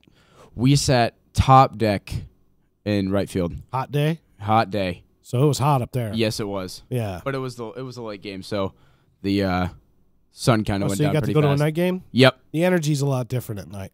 A lot more people there. The stadium buzzes a little bit more at nighttime Yes. than it does during the day. It's a much more laid back atmosphere at daytime. It Matinee. definitely is. Except it's not always so laid back during the day, Sean. Why don't you tell us about Not your always. Why don't you tell us about your experience? So at I went Yankee to the Stadium? game, the Rays and Yankees. This is great, by Saturday. the way. So if you're tuning in, we're going to talk about our maybe potentially our first heel here on the baseline. Just a guy that got plucked out of random anonymity Poor guy. by our boy SPG here, sitting in. Perhaps were you imbibing a little? Were you having maybe a I little? had a couple beverages. I was not driving that day, so I had the luxury of being able to have a very expensive beverage or two at the stadium. So tell us a little bit about where were your seats? Who did they play against? So they played the Rays. I sat in left field, in the first row in left field. And if you see a view of the stadium where you see State Farm printed on the left field wall, I sat right there, kind of by the visitors' bullpen. So we get there, we sit down, and we're watching the game. And the left fielder for the Tampa Bay Rays is Johnny Field that day, a younger guy who got recalled maybe the end of April, beginning of May, and he came up and he was hitting decent, kind of a surprise name, not very well known. So Johnny Field, he's out there, and we kind of just started having some fun with it and chirping at him a little bit, and in a very classy way, kind of yelling at him a little bit, including keep it clean, including Andrew. Yeah, we kept it clean, including my wife. She was having some fun with it too. Andrew was giving a little bit of a hard time too. So there was a couple specific plays where there was a ball hit between him and the center fielder, and he runs over and he acts like he's going to catch it, and the center fielder just completely calls him off. Malik Smith completely calls him off and just jumps right in front of him, makes the play, and he just walks back to left field all dejected. So, of course, we had to make sure we let him know about it, and we're yelling at him like, don't worry, Johnny, Malik has you covered. He'll catch them all for you, and he's taking out this little index card showing, some stats on where to play for certain hitters, and we're yelling at him about the index card. Don't worry, Johnny, that index card just says let Malik catch them all. You'll be all right. So we're teasing him pretty good. And then I start looking up a little bit of information. I find out his middle name. So I start calling him John David. And I'm sitting in the front row. There is no way Johnny Field does not hear what I'm saying. So I'm torturing him pretty good. And I'm keeping it clean. I'm not calling the guy names. All the respect in the world to him. I was just having a little bit of fun. The world needs hecklers, SPG. It's an age-old tradition in baseball. The world needs hecklers. So I was having a little fun and kind of yelling at him. And there was one play where there's a single to left field, and he ends up missing the cutoff man. I think it was Didi up, and Judge was on second. Judge comes around to score. He tries to throw Judge out, and he bounces the ball like between second and third base, like probably 90 feet from home plate. It was just a pathetic throw. So I was really getting on him about missing the cutoff man, and yelling at him about how weak his throw was, and started telling him, you know what, Johnny, you're going to get sent back down to Durham here if you keep this up. You're going back to the Durham Bulls. And he just had a horrendous game. In the field, he wasn't good, and then I think he was 0 for 4 with 2 strikeouts. Oh, so at the end of the game. The video that you posted. Yeah. All right. I posted a couple of them. You posted a couple, but one of them was 0 for 2 with 2 strikeouts, Johnny. Yep. You're going to go back to Durham, Johnny. Going back to Durham if you keep that up, Johnny Field. Johnny Field has fungus on his shower shoes. Johnny Field has fungus on his shower shoes. You can't get to the show with fungus on your shower shoes. You're going back to Durham, Johnny Field. So since that game, what has he done since this game? Since that game, since I was yelling at him, he is 0 for 14 with 7 strikeouts. So I don't know if I really got to him or if it was just a pure coincidence that he happened to be just about ready to go on a slump.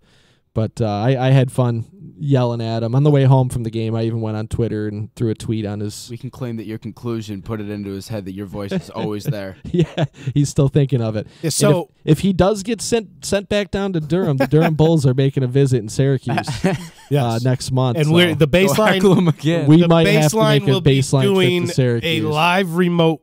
Todd, if you're listening, Z, if you're listening, the baseline will be doing a live remote if the Durham Bulls come in. If Johnny Field on the roster, we are going to Syracuse, and So you are going to heckle Johnny Field again. I sent him a tweet on the way home from the game, and was teasing about Malik Smith again. I said that index card says Malik is going to catch it, doesn't it, Johnny? And I didn't get any feedback, any response from him. But I can almost guarantee somebody like Johnny Field doesn't have a million Twitter followers. And they don't have a heckler. He probably woke up the next day, heckler. get ready for the game, and let me check my tweets, and like, Listen, he's probably excited about that. That's the guy from left field. I know it. Yes. So somebody somewhere in Tampa, St. Pete, or wherever they do their spring training, not that they could probably just do it at Tropicana Field if they wanted. I mean, it is Florida. Wherever they do spring training, somebody sat him down 2 years ago, his first major league camp. And they said, someday, kid, you're going to be playing left field in Yankee Stadium. And you'll have your own heckler. And you're going to have a heckler. And you just got to ignore it. Somebody laid down the ropes for Johnny Field. And you were the guy that tested that theory for him. And right now he's thinking to himself, that guy was right. He could be thinking, well, there's one of two things. He could be thinking, was right. I made it. I got my own heckler. Somebody wants to heckle me. I made it. Or he could just be thinking right now, I'm just completely broken, and all I'm doing is going 0 for 14 with 6 strikeouts now since that day. And it's all because of him. It could be. Who knows? I guess we'd be happy. Guess we won't know. So, like I say, the baseline might have its first official heel. It might be him. Yeah, and you were sending me some Johnny Field Durham Bulls stuff the other day. I might have to get a Durham Bulls Johnny Field jersey. Maybe get him to autograph it, and I'll say, wait, I thought you were Malik Smith after he autographed it. Wow. That one's supposed to be in your pocket, Johnny. So, Johnny, listen, buddy. If for whatever reason you happen to catch this show at some juncture in time, you see the tweets at you, and you think, let me check this SPG guy out. Who is this guy? Who is this left field heckler? Who is this mystery heckler? And it ends up being that you find out that we're on the baseline and we're talking about you. Tweet at us. Comment here.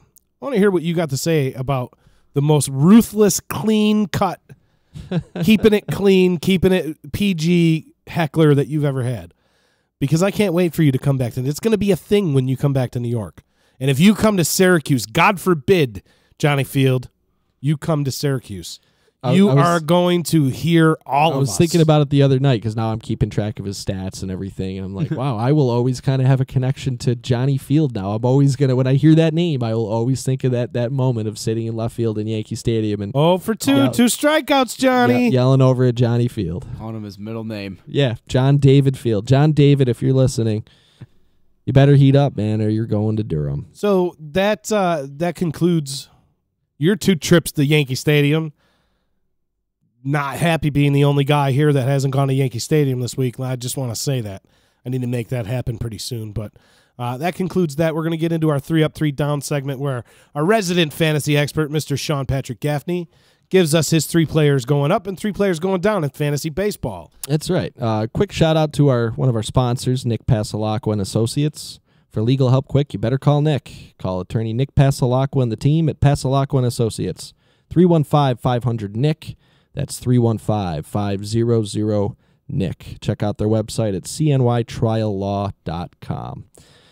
So we're going to get into the 3 Up, 3 Down segment, and poor Dave, because the first guy I'm going to mention in the 3 Up is a player he has on his team, and he hates it when I do this because he says it's a curse, like the Sports Illustrated curse or the Madden curse. Oh.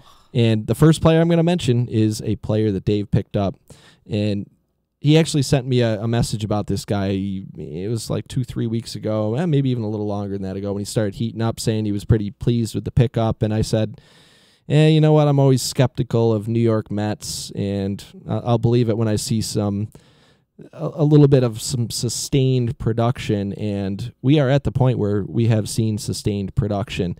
And this guy is the only bright spot on the Mets, aside from Jacob deGrom. The only hitter that I would say is a bright spot on the team, and that's Brandon Nimmo, the young outfielder there. Everybody thought Michael Conforto was kind of the name to watch there, but Brandon Nimmo is really having a nice season. Right now he's batting .284, 12 home runs, 24 RBIs, 38 runs scored. So he's having himself a nice little season. Steals some bases. He's got pop. He's got 12 home runs in 183 at bats. 407 on base percentage too. So he's getting on base. 992 OPS this year. So Brandon Nimmo is having a heck of a year. If he is on your waiver wire, he's still only owned in 69% of leagues. Again, always skeptical of the Mets, especially this season, but he's certainly worth an ad if he's still out on your waiver wire. The number 2 guy I want to talk about is he also plays his home games in New York City. And that's Domingo Germán.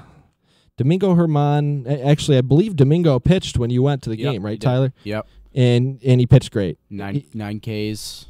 It was 9 strikeouts. I think he had 9 Ks through 6. I think did he pitch 7 innings that day? 7 innings, something like that. 7 innings, 9 strikeouts. He went through a little bit of a rough stretch at the beginning of June, but he's at the end of May, beginning of June. But he has picked it up. The last couple starts he's had have been good. And that game he went to was the best game that he's pitched in the major leagues in his career.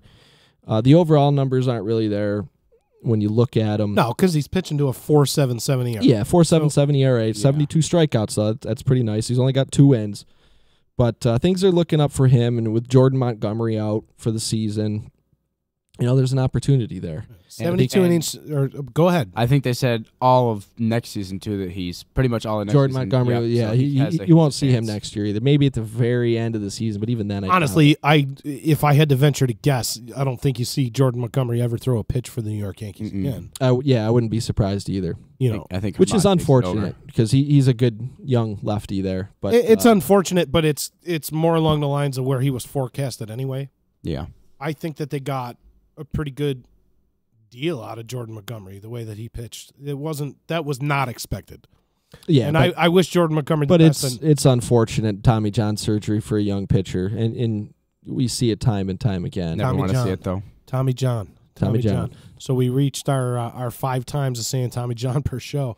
We haven't said Old Hoss Radbourne yet, so Well, we have now. our boy Old Hoss, Old friend of the show. still our boy, the most interesting man in the world, Old Hoss. Yeah, Radbourne. Tyler, look up Old Hoss Radbourne when you get a minute. When you get your phone back. Yeah, Tyler, educate the youth there at Dixie State University. What's the mascot for Dixie State University? Trailblazer, actually. You guys are the Trailblazers? What division do you guys compete in sports?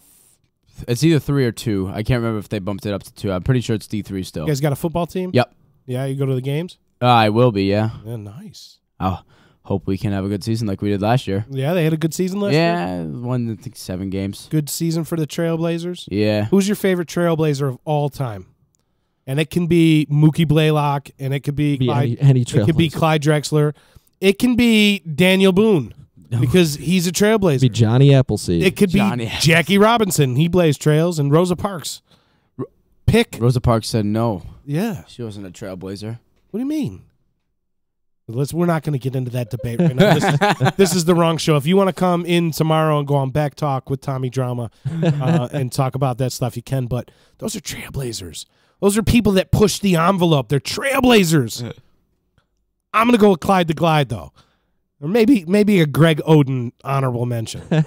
Microfracture surgery, Greg Oden. I'm going to go Daniel Boone. Yeah. I like that.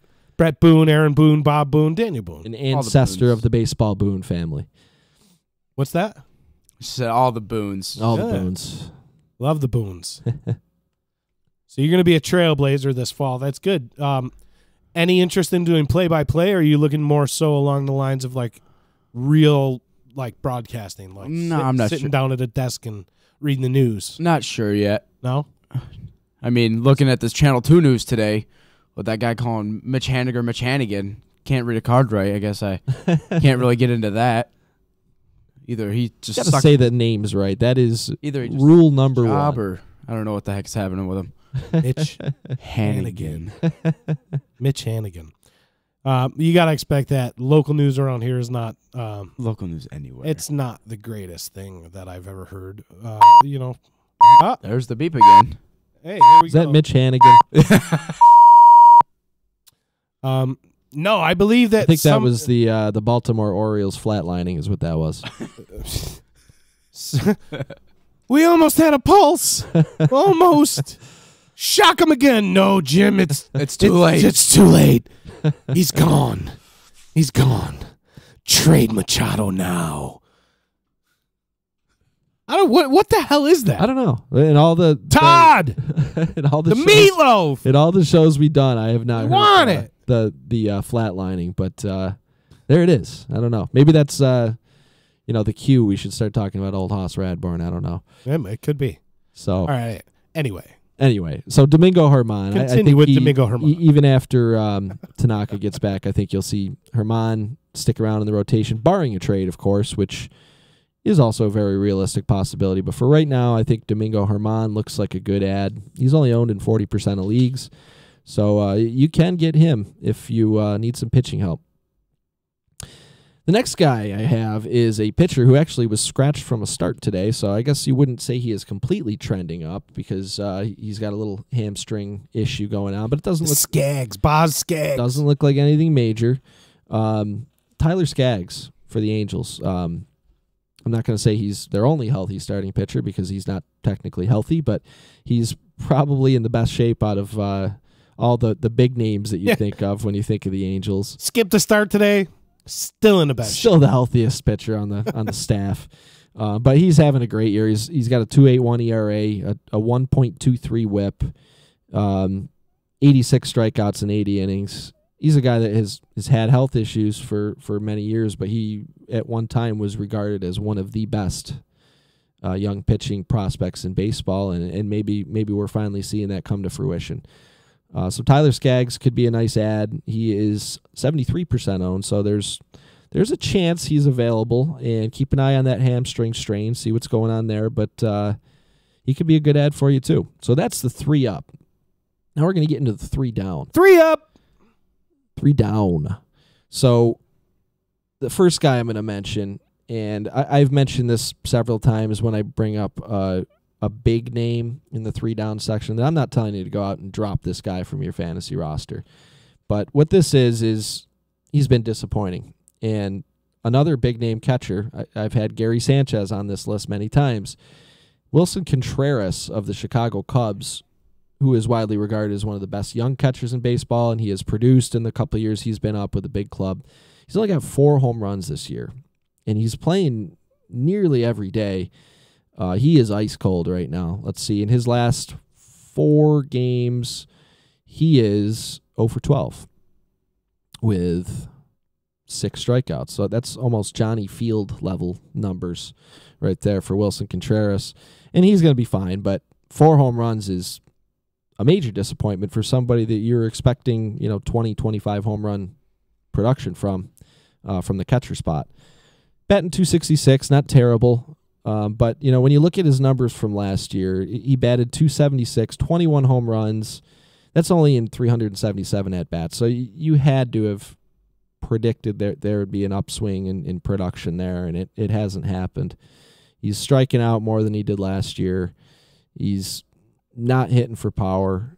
He's only got 15 doubles on the season, too, so it's not like he's lost home run power and he's got double power going on. He's just not really getting extra base hits, and he's only got 23 RBIs on the season.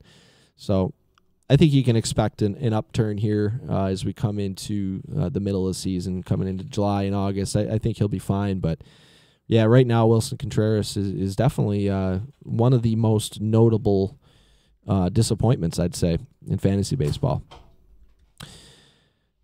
The next guy on my list is a guy that we mentioned earlier. He got traded this season, or this week, and it's hard to say a guy with a 1.01 ERA and 22 strikeouts in 25 innings pitched, so not crazy good K per 9 numbers, but good. And a whip at 0.82. Kelvin Herrera, great season, but he is now a setup man for Washington. They came right out and said after the trade that Sean Doolittle is our closer. Kelvin Herrera was brought in to be an elite setup man, and it's a great addition for the Washington Nationals bullpen, but for fantasy baseball purposes, that is a tough blow, losing a closer that can put up those kind of ratios, a 1.01 ERA in a very low whip. But he's not going to get you any saves anymore. Of course, the save numbers weren't extremely high, being on one of the worst teams in the major leagues, but that's a valuable piece to just pretty much have lose almost all value for you, just like that.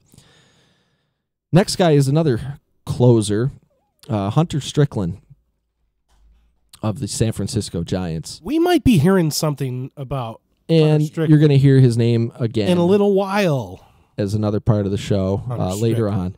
But Hunter Strickland had been having a pretty nice season, and I watched when he came in the other night, and he just didn't look right from the start, and he was just having an off night. And he's playing against the Miami Marlins, and he comes in with a 2-run lead. And he had been locking save chances down like that quite frequently. He had a few blown saves, but for the most part, he had been a pretty good closer for them after Melanson went down earlier in the season. And he comes in, and he just doesn't have it. And Lewis Brinson gets a clutch game-tying hit off of him, and Lewis Brinson flips his bat on a single.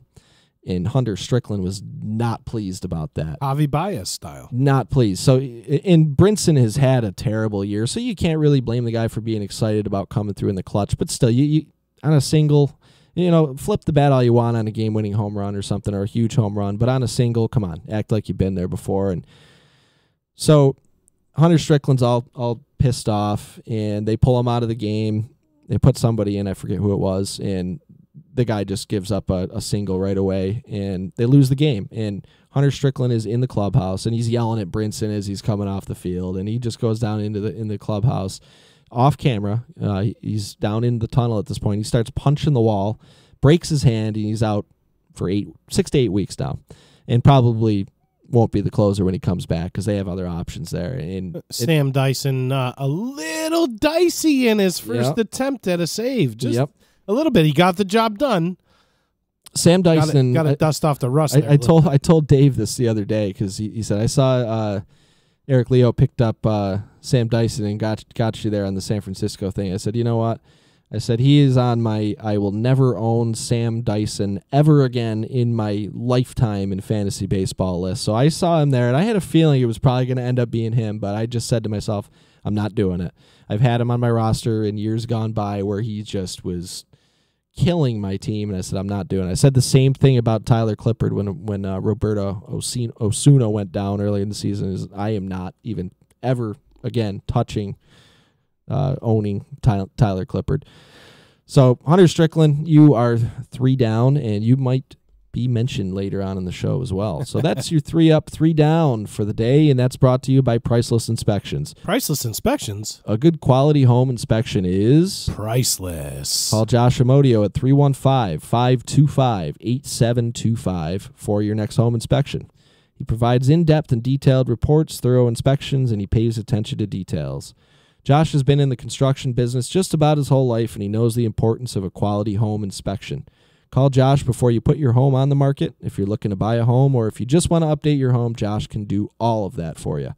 Call him today at 315-525-8725. That's 315-525-8725. And you can check Priceless Inspections out on Facebook. Go search for him and like his page. He's got all sorts of cool homeowner tips and some good info on his page. So check that out. Priceless Inspections. So now we're going to get into our next segment, the 7th inning stretch. Oh, we're not going to do the haps on the haps this week? Oh, we could do the haps on the haps.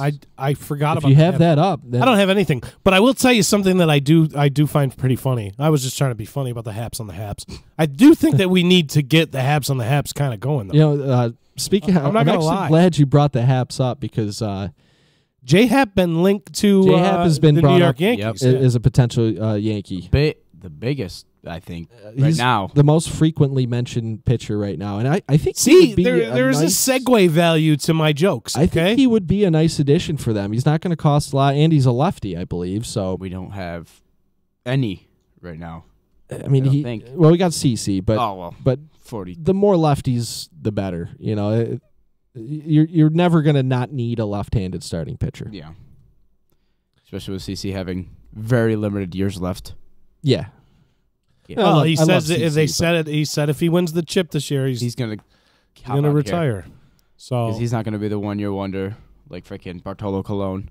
See, so it's good that I mentioned the haps, and that's the haps on the haps. Jay and Ian Hap. Ian Hap. Completely unrelated. For the Cubs. But they're not unrelated on our show. They matter. The haps matter. And you know what else matters, Sean? By the way, Ian Happ is hitting 221 right now with 9 home runs. Oh, only 9 home runs, though? So that's the haps on the haps. The haps on the haps. Before we get into the 7th inning stretch, I just want to know, I want to let you know what else the haps is in the 315. And that's attention to any of you eaters out there. Ah, yes. Any of you eaters out there. Very fun event. You know any big eaters out there, Tyler? Are you a big eater? I think so. Well, I got something. It's too bad you're going back to Utah because the timing would be perfect to have you go down to O'Babies. On June 26th, our parents here at Disruption Network are going to be hosting their first Grub and Gab challenge, and the Grub and Gab is the Goliath sandwich at O'Babies Sandwich Shop on 4126 Oneida Street, New Hartford, New York. 5 p.m. to 8 p.m. on June the 26th. If you are interested in taking the Goliath Challenge and you want to have triple the meat and triple the bread and triple the toppings and triple everything else and a pound of fries and a 40 ounce of beer and try to Or complete 2 this. liter of soda. if you A so 40 choose. ounce of beer. A 40 ounce of beer. Which it just sounds way Unless cooler. you're underage. Who's on? Oh, yeah. So a 40 ounce of beer or a 2 liter of soda. Let me rephrase myself.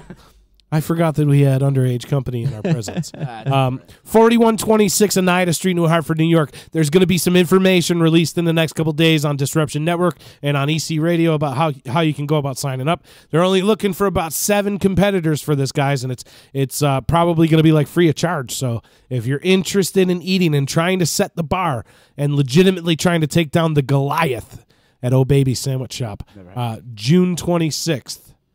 Disruption Network is hosting a Grub and Get. Tuesday. So check it out. And now we are going to get into the 7th inning stretch.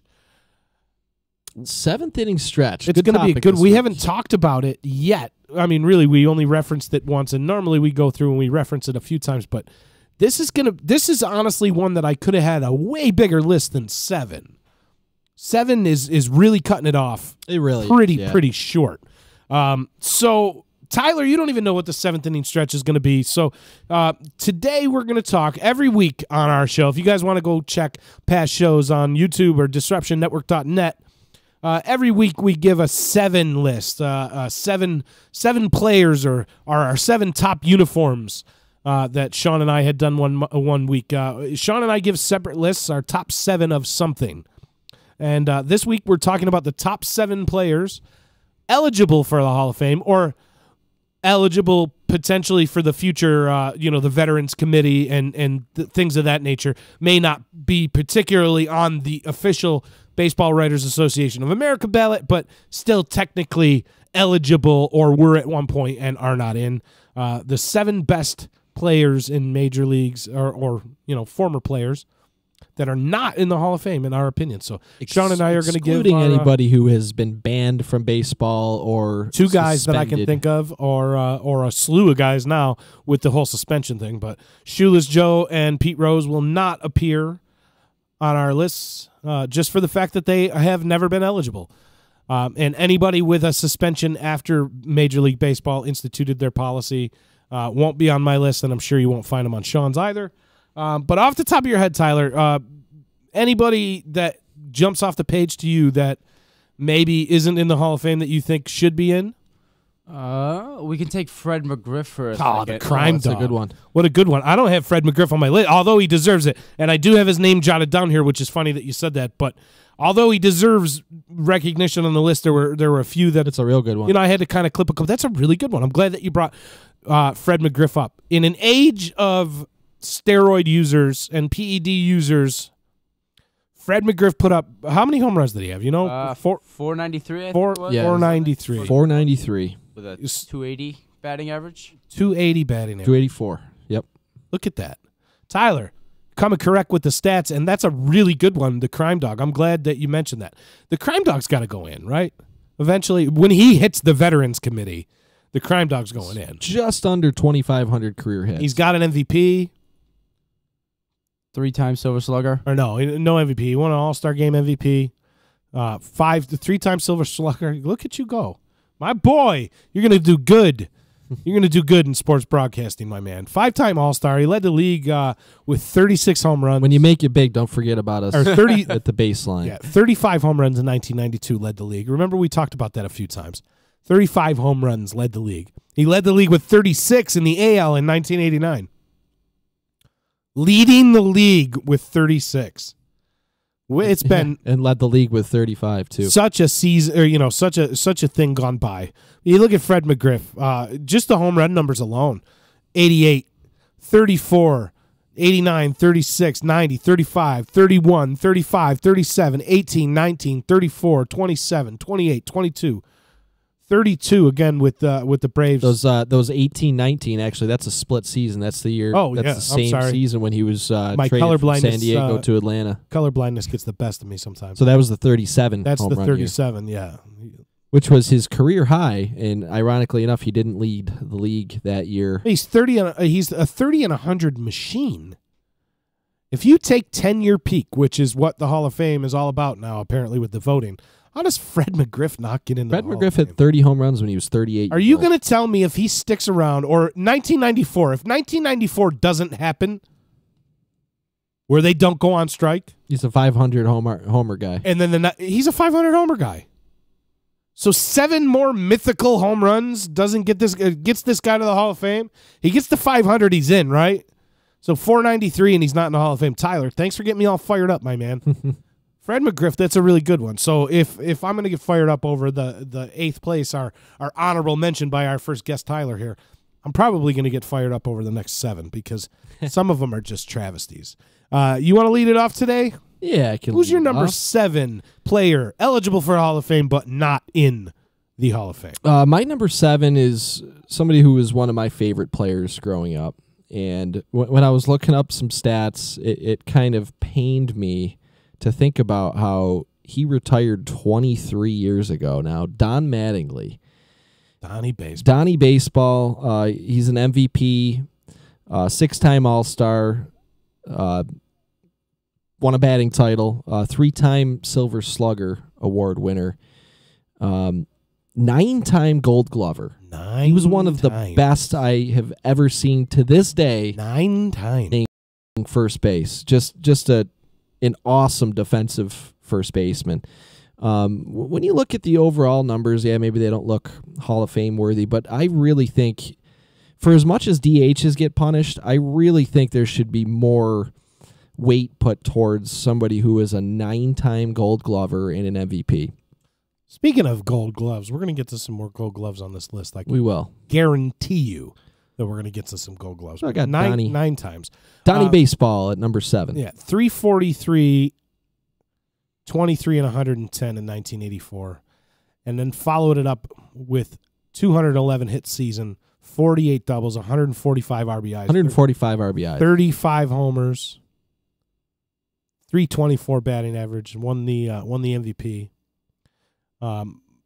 Since you've already gushed kind of all over him, I'm not going to gush over Donnie Baseball and what he was to me when I was a kid, because he was a god. And not having Donnie Baseball in a Hall of Fame it's not what you expected when we were watching him as a kid, because he was the game. He was one of the biggest, if not the biggest, faces of the game during his 10-year peak. So a guy that maybe you would think, comparable numbers over 14 years. Kirby Puckett played 13 or 12 years, I think, and the numbers aren't too dissimilar. I think Kirby Puckett had right around 200 homers, probably a higher career average, but the numbers got to be really, really, really close between Don Mattingly and Kirby Puckett. And they went ahead and let Kirby Puckett in because they forecasted the end of his career numbers, what they would have been had he not got A, first injured, then B, sick, and then he died. But the thing with his eyes happened first. Yeah. Where he had to, Yeah, it's one of the saddest stories. It is. It's very sad. And Kirby Puckett belonged in the Hall of Fame. But if Kirby Puckett belonged in the Hall of Fame, then you got to kind of apply the same rule of thumb to Don Mattingly's numbers across 14 years, because Don Mattingly missed a significant amount of time and retired after his age 34 year. If he wanted to stick around and compile stats, he could have compiled enough stats in 5 years to get to 3,000 hits. And Checking in on the comments quick. And if he sticks, hold on 1 second after the comments. If Donnie Baseball sticks around for another 4 years into his 38 season, 39 season, 40 season, you're talking about he goes through 5 World Series titles or 4 World Series titles in those years and plays in another World Series. So if Donnie Baseball wanted to stick around and compile and didn't get hurt, Donnie Baseball puts up career numbers to go into the Hall of Fame, just like Kirby Puckett would have. So if you're going to forecast 1 off of injuries and sickness, forecast 2 off of injuries and sickness. If you're going to tell me that in the 80s, Donnie Baseball isn't one of the top 5 players that you're going to name off the top of your head in the 80s, I don't know what baseball you were watching in the 80s, because Donnie Baseball was it. So I'm totally on board with you. He's not on my list. He doesn't appear anywhere, as we would have already said that, because we always have corresponding lists. Checking in on the comments here. Disruption Network's going to be making a post tomorrow. There's going to be 5 or 6 competitors. There'll be a sign-up sheet, and let's see, no $20 entry fee, it looks like. And a $20 entry fee. $20 entry fee. Not bad. To try to $20 entry fee. Try to eat that sandwich. Right, yeah. So $20 entry fee, and there will be a post about that. So check out Disruption Network tomorrow for more info on that. Aunt Andrea is checking in, and she says, way to go, Ty. You're doing a great job. Dave is calling it that we were going to pick Don Mattingly. Probably predictable. How are these numbers not comparable, Dave? I don't see how these numbers aren't comparable. I understand the 14 seasons and the 12 seasons aren't comparable, but the games played are comparable. They're comparable. Kirby Puckett has the edge, okay? 2153 hits for Mattingly, 1,099 RBIs. 2304 hits for Kirby Puckett and 1,085 RBIs. I'm sorry, those numbers are comparable. So he's calling me. I don't know if this is what he's actually. Well, we got to get Dave on the show. I don't know if he's calling me a homer because we're talking about Donnie Baseball wanting to be in, but I think Kirby Puckett's a great comp in terms of numbers, and you just proved it to me. So don't call me a homer, man. Don't call me. We're both wearing Yankee hats, but we are. I swear we're not wanting to be in. But I think Kirby, we're not. We're not homers. I told you we're going to have technical difficulties. So you just heard me again. Is that what I sound like? That's not good. So that's Don Mattingly. Who do you got for your number 7? Donnie Baseball. Yeah, we're trying to be quick, and we ain't being quick. No, we're not. At my number 7, I got Tony Oliva. Tony Oliva with the Minnesota Twins. 15 seasons played. Another guy that played a short career. 3 batting titles. He led the league in hits 5 times. And he's an 8-time All-Star, Rookie of the Year, and top 5 in the AL MVP voting 5 times. Tony Oliva, Minnesota Twins. 3 batting titles, not in the Hall of Fame. The career metrics fall a little short of what you think those magical thresholds are, but if we're going based on 10-year peak, 15 seasons, 3 batting titles, you lead the league in hits 5 times, and you're an 8-time All-Star, you should be in the Hall of Fame. I'm sorry. So that's my number 7, Tony Oliva. Let's blaze through the 7th inning stretch. I'm sorry. I just looked at the time, and I realized that I too like. Yeah, I got to go to bed. I like. I too like to grub and gab. Number 6 on my list, and I just saw. I think it was Z checking in on the comments saying Edgar Martinez better be on somebody's list, and Edgar Martinez is next on my list at number 6. And I have talked about Edgar Martinez on the show before and given my opinion on the fact that he should be in the Hall of Fame and should not be punished for being a DH for the majority of his career. 309 career home runs, 1261 RBI, a career on base percentage of .418. To me, that's Hall of Fame worthy because that's not a small sample size. That's 18 years. The guy played 18 years and had an on base percentage of .418. So that's Hall of Fame worthy to me. I don't care about the fact that he was a DH the majority of the time. And I know that kind of contradicts a little bit of what I said about Don Mattingly with putting some weight towards the defensive side of the game too, but the numbers are so good for Edgar Martinez. Multiple batting titles. He won the batting title twice, a 5-time Silver Slugger, 7-time All-Star. Spent his entire career with the Seattle Mariners with a career 933 OPS. And, .418 on base percentage, like I said.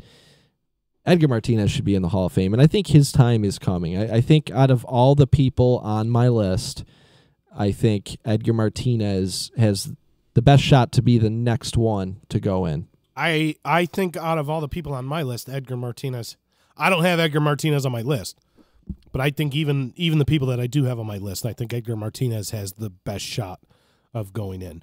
We also got somebody checking in, Big Paul on the text line, the actual text line. I don't think that Paul really gets the gist of what this show's all about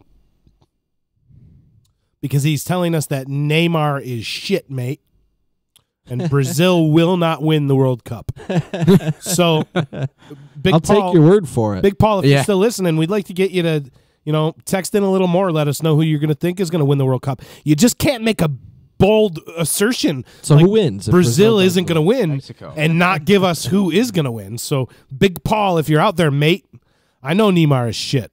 Soccer is shit. but we still want Wow. to talk about it. It's totally Hot take. blatant with it. I'm totally I fooling. mean, Mexico can win it all. If they can beat Germany, they can beat anybody in the. Now we got freaking Tyler world. to start talking. We start talking about soccer. I don't think soccer is shit, by the way, either.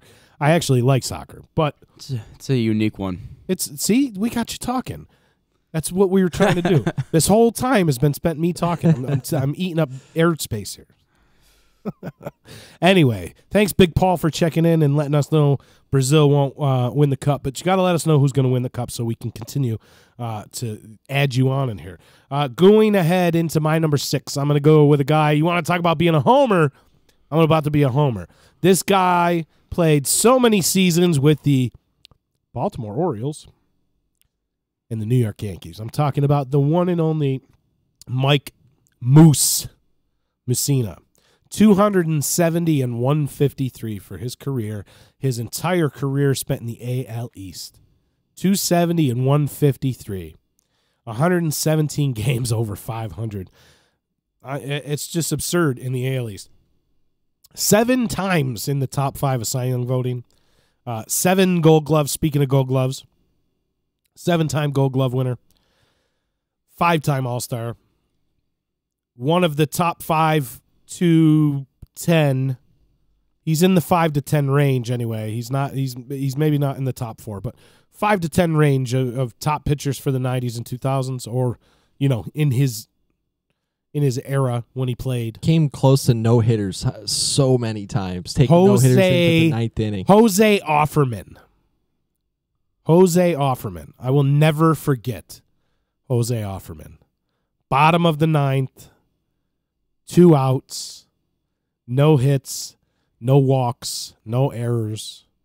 He's got a perfect game going, and Jose Offerman ended that. I got Mike Mussina on my list as well. Is he making an appearance somewhere? He will make an appearance. Is he a little deeper early than on this, so list. we can't do the transition thing? He's a little deeper than this. That's good. That's nice to know that you got him on the list, though. 270, 153, 117 games over 500 in the AL East for your career. You belong in the Hall of Fame, especially considering that the entire time that you pitched in the AL East was the entire PED era. That's when you pitched. So Mike Mussina, definitely a Hall of Famer for me. So who's your number 6? My number 5, because Edgar Martinez was number 6. My number 5. What am I doing here? Why can't I count? Is a I gotta check these off. One of the prominent names associated with the beginning, I guess, of what you would call the steroid era, but the rules were different back then, and I'm going to throw that out the window, and I'm going to say Mark McGwire. Yeah. He's, he was probably the best power hitter of the 80s and 90s, I would say. I don't think it's... 44 home runs in his rookie season. Yeah. 40 home runs, 49 home runs. Which was a record right up until last year. But Mark McGwire's Who broke that career record last numbers. It was Aaron Judge. All right. That's good. And yeah, say what you will about the steroid era and everything. And we did say guys that were suspended for performance-enhancing drugs, we're not putting on this list. But Mark McGwire was never suspended for it. Say what you will about it. I respect both sides of that argument, but just for the pure sake of ranking players that are not in the Hall of Fame, that are eligible to be in the Hall of Fame, I had to put Mark McGwire on there. And you look at his 16-year career, 583 home runs, 982 OPS. Just incredible numbers to look at. 1,414 RBIs. 1,317 walks. And he had a 263 batting average. When you think of Mark McGwire... 1,300 walks will help that. That's batting average, but yeah, of course, yeah. I mean, walking a lot will help boost your production across the board. 394 on base percentage career. Those are Hall of Fame numbers. There's no doubt about it. Well, I mean, 583 home runs is an automatic gift. Yeah, you're in. You're in. And he's not in because of, like we talked about, the ties into PEDs, but there's no question the impact that he had on the Bash Brothers. All right. Growing up, I played for the A's in Little League, and I had an A's backpack. I was a Yankee fan, by birth, I was a Yankee fan. But the late 80s, being a baseball fan, who didn't have a Bash Brothers T-shirt?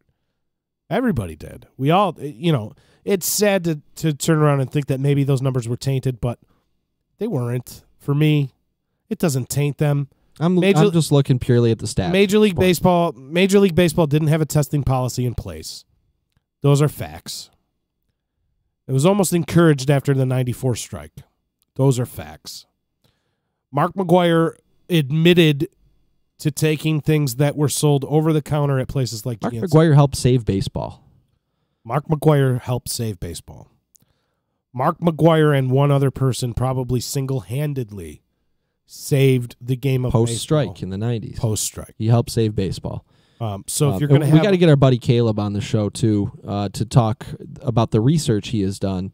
And he basically, to put it very short and to kind of throw a synopsis at it, agrees that, that saved baseball. Those 90s, I guess you could call them PED era. And he's done extensive research on it. He's done I think he said he did his college thesis on PEDs, PED and the effects PhD. on baseball. He's got a PhD in PhD in PEDs from MLB. He's got a PhD. Yeah. So we'll talk about PEDs later on at some other point in one other show. We're talking pure stats. We'll really get into it, but pure stats at your number 5, he deserves there. My number 5, I'm going to go with a guy that everybody probably just associates maybe with being a broadcaster. At this point in time, they might not really know who Jim Cott is. A lot of Yankee fans out there might remember Jim Cott from being the precursor to, the Kenny Singleton and John Flaherty and David Cohn. Jim Cott did a lot of Yankees broadcasts with me growing up. Jim Cott, now he pitched for 25 years, so if we want to talk about compilers, I guess that his numbers are compiled. He was 283 and 237. Okay, so not the best winning percentage in the world. He pitched to a 3.46 ERA across 25 seasons. That might not seem like Hall of Fame worthy, less than 3.5. But there's Hall of Fame pitchers that are more than 3.5 ERA for career. But when you think about the fact that Jim Cott pitched to a 3.5 ERA for 25 seasons, that speaks volumes about what kind of steady pitcher that Jim Cott was. But the most glaring thing, if you are to take a look at any Jim Cott page or any Jim Cott stats, it's not the 3 All-Star appearances. It's not the 283 wins, which is 17 shy of that mythical plateau of 300. It's not the 3.46 ERA. It's the 16, and you didn't hear me incorrectly. It is the 16 Gold Gloves. 16 seasons out of his 25, he won the Gold Glove at his position. And I understand that the Gold Glove isn't indicative of any player's total value, but it got Ozzie Smith into the Hall of Fame. And it's going to get Omar Vizquel into the Hall of Fame. And so when guys like that are getting in based on defense, and not strictly defense, because Ozzie put up not numbers, but good moments. So some good offensive moments vaulted Ozzie Smith into the Hall of Fame and his overall persona in the game. But Ozzie Smith is there because he was a lockdown shortstop, the likes that maybe the game has never seen or since, which we have. And we've discussed the shortstops on this show. We got a good crop out there. But that's why Ozzie Smith is in, is for his defense. So 16 Gold Gloves and Jim Cott's not in. So it's baffling to me. So there's my Jim Cott rant at my number 5. Players eligible for the Hall of Fame, not currently in. My number 4 is a very interesting name to throw out there. Somebody who is, I guess, looked at as an infamous player in baseball, and that is Dick Allen.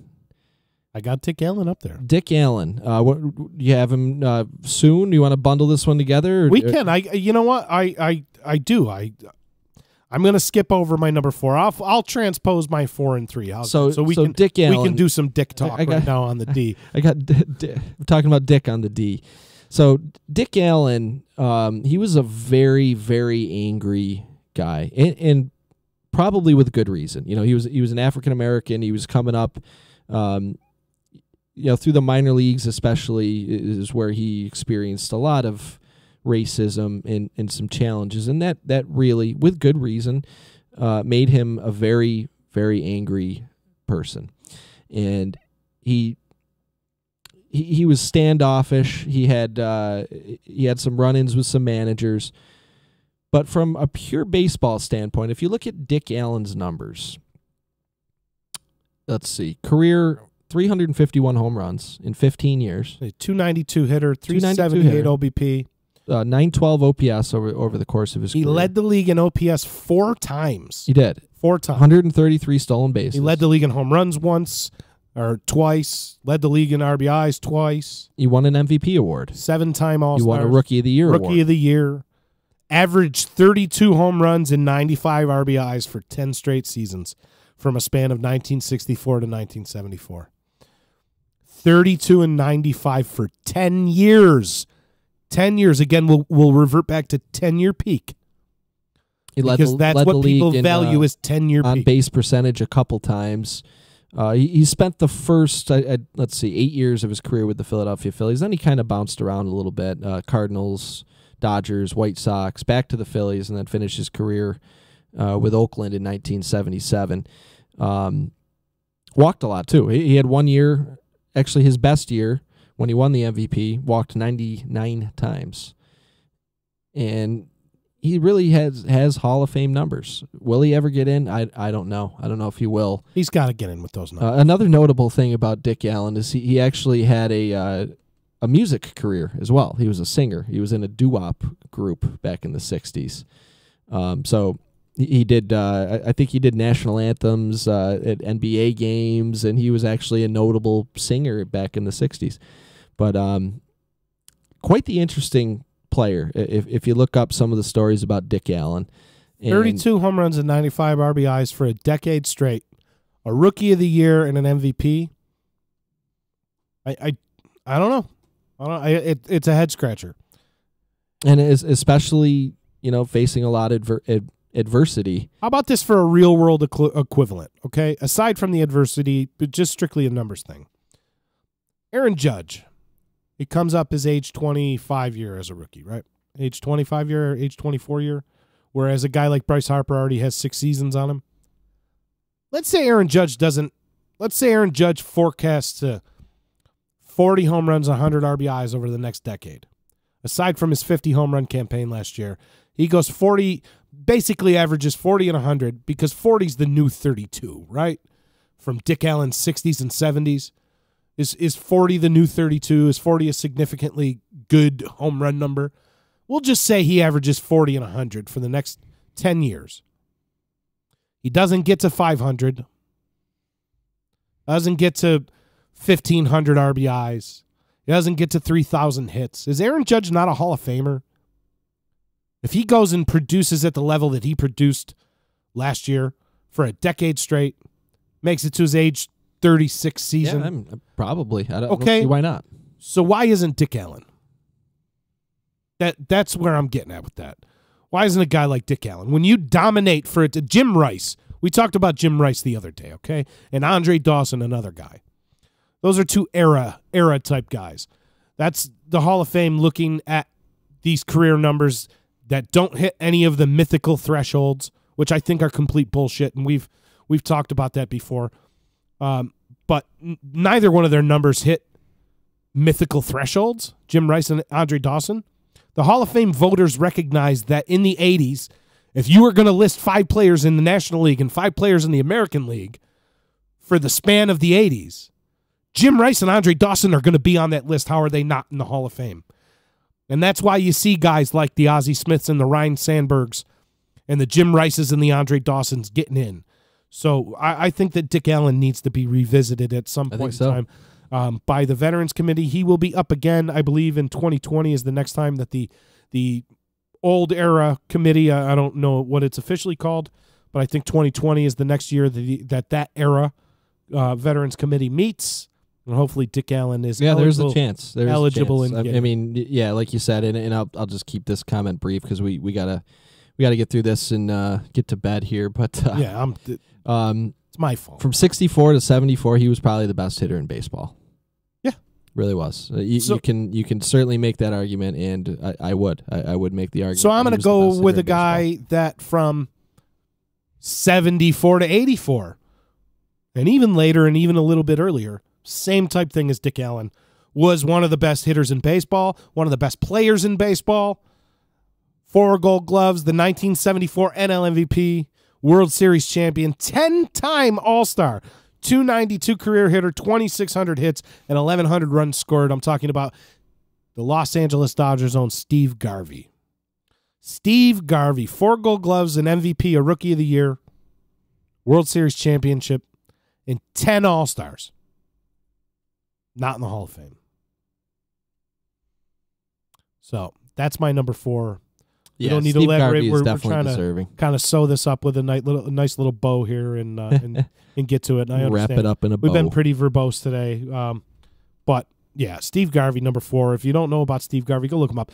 Literally, if you were to tell somebody, some child of the 70s going into the 80s, and they're cutting their teeth on baseball, growing up watching Steve Garvey in his prime, and you're going to tell that kid, Steve Garvey's not going to be in the Hall of Fame in 30 years, 40 years, kid, they would have slapped you. They would have laughed at you. They would have laughed at you because he was one of the top 5, 10 players in the game for his career, not his career, but his peak, his 10-year peak. And we keep reverting back to that because that matters. Not everybody's going to be a stud at 22, and not everybody's going to be able to play after 36. But what they're doing from 25 to 35, that matters. That matters. And if you're one of the best players in your era, that matters, and you should be in. It's a Hall of Fame. That's my rant on the Hall of Fame. Who do you got at number 3? A guy we mentioned already, Mike Mussina. He belongs in the Hall of Fame. You already touched on Mike Mussina. I'm not going to get too much into the stats, but he's another one, 7-time Gold Glove winner as a pitcher. Was really good. One of the best fielding pitchers I've seen, and that's on top of the numbers he put up. He was an absolute workhorse. You look at the season, his stats by season. You look at his innings pitched, and he was just an absolute workhorse.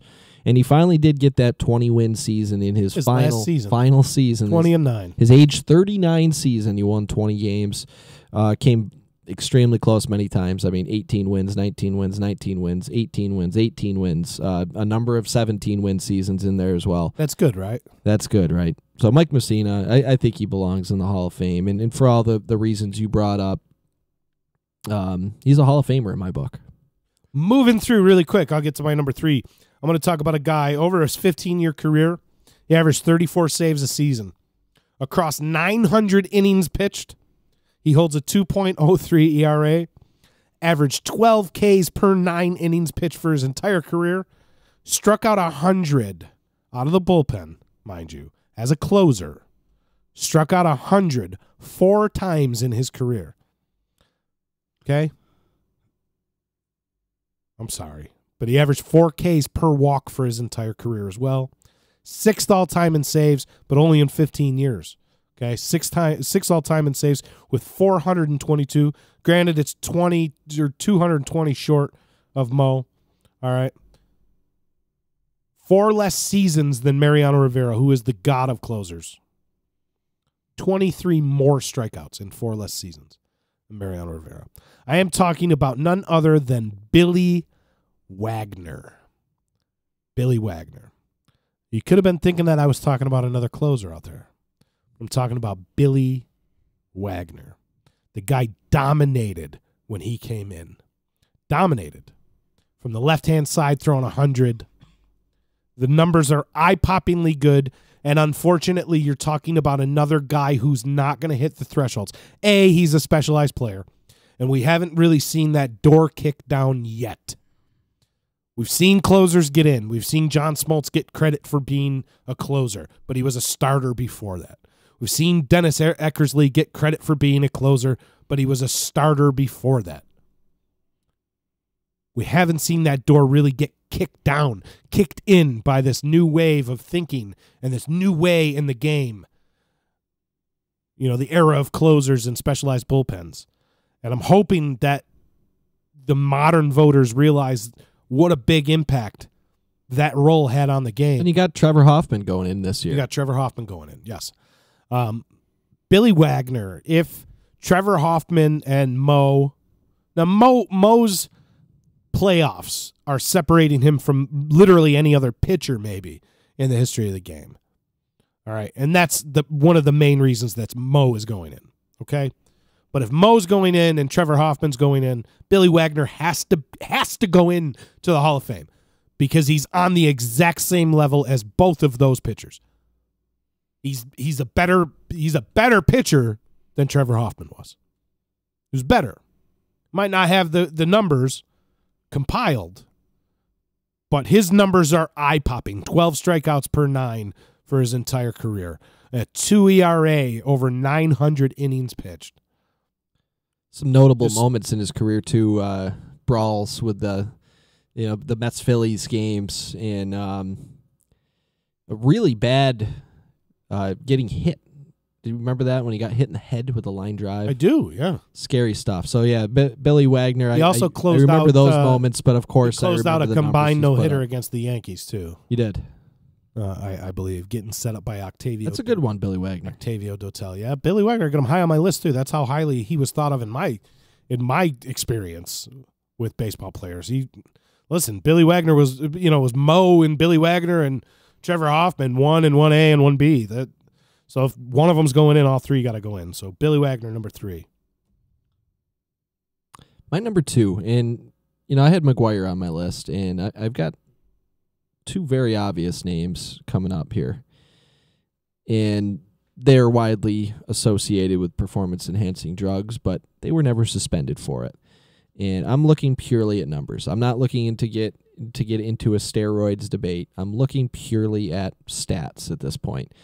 And this next guy is an MVP winner, a 7-time Cy Young winner, 11-time All-Star. He won the ERA title 7 times, All-Star MVP, 354 career wins.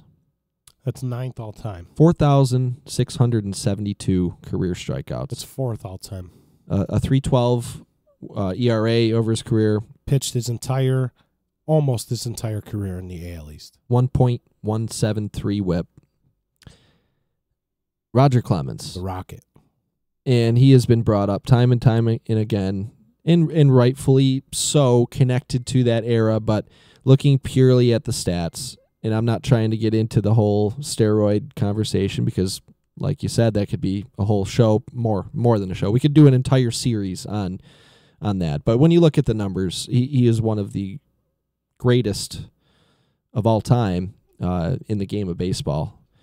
So looking at players that are not in the Hall of Fame and looking at their body of work, Roger Clemens is number 2 on my list. I can't disagree. We already discussed my number 2. All right, it was Dick Allen. I told you that I would kind of flip-flop so we could streamline it a little bit. Needless to say, I would assume that we both have Barry Lamar Bonds as our number 1. We do. 762 home runs, 1,996 RBI, 2,558 walks, 2,200 runs scored. The accolades just keep coming. A career on-base percentage of .444. Steroids don't help you walk 256 times in a season. 232, I'm sorry. That was his max. And spare me the steroids made him a lethal power hitter, so they had to walk him gag. Please. He struck out less times than he walked almost every year of his career, with the exception of 1 that I'm looking at. And in most cases, 2 seasons. 2 seasons he struck out more times than he walked. And in most cases, his walks doubled his strikeouts or even tripled them.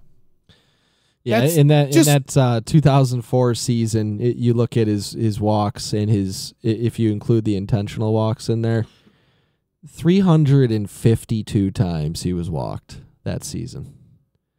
352. And he batted .362. So, say what you will. I'm not getting into that debate. You look at Barry Bonds' numbers. Round ball, round bat, 60 feet, 6 inches, coming at 97 miles an hour. You got 0.3 seconds to decide. There's not a steroid in the world you're going to inject yourself with that's going to make you better at doing that. Barry Lamar Bonds was the best that we saw at doing that. Never failed a test. His own guy went to jail to not talk about him. He went to jail, Victor Conti of Balco, to not. There's never been anything official. He didn't fail an official major league test. Put Barry Bonds in. Get it over with.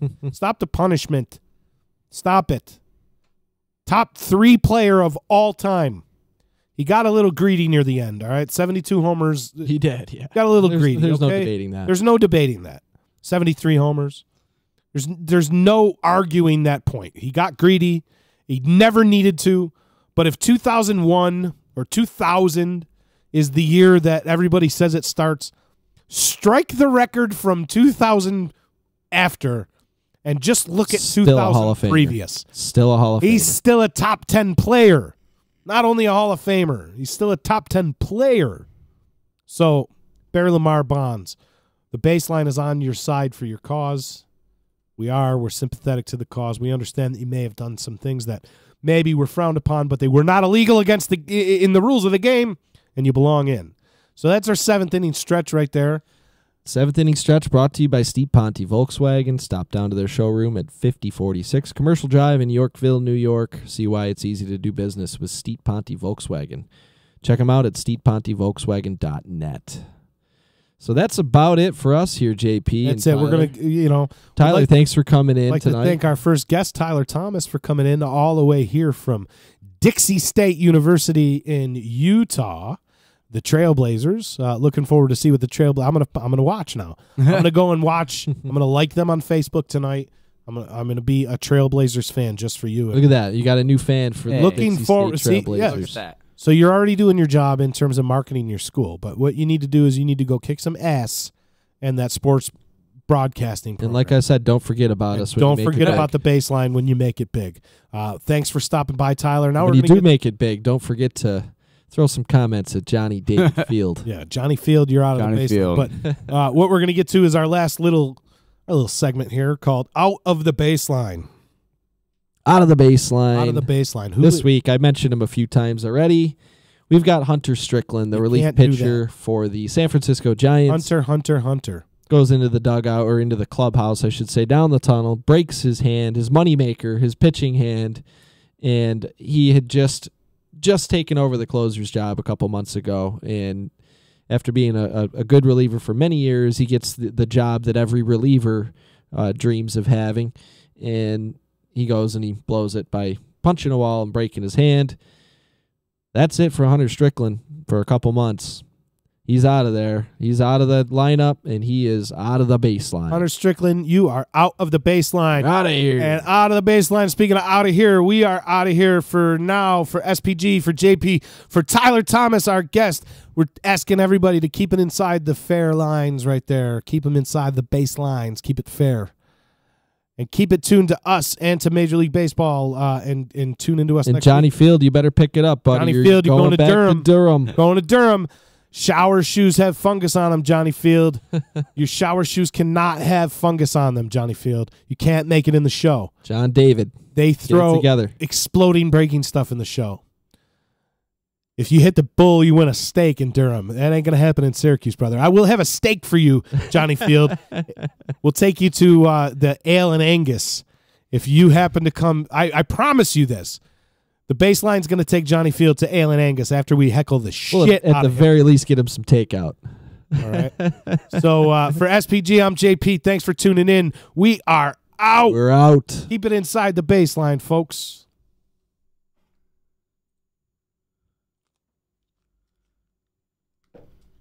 The following program is Get ready for the Oh Babies Grub and Gab Challenge, happening live Tuesday, June 26th at Oh Babies Gourmet Sandwich Shop, 4126 Oneida Street in New Hartford. In this corner, we have a tag team powerhouse of the Oh Babies Goliath Sandwich and the D. Currently undefeated, they are looking for a new challenger to try to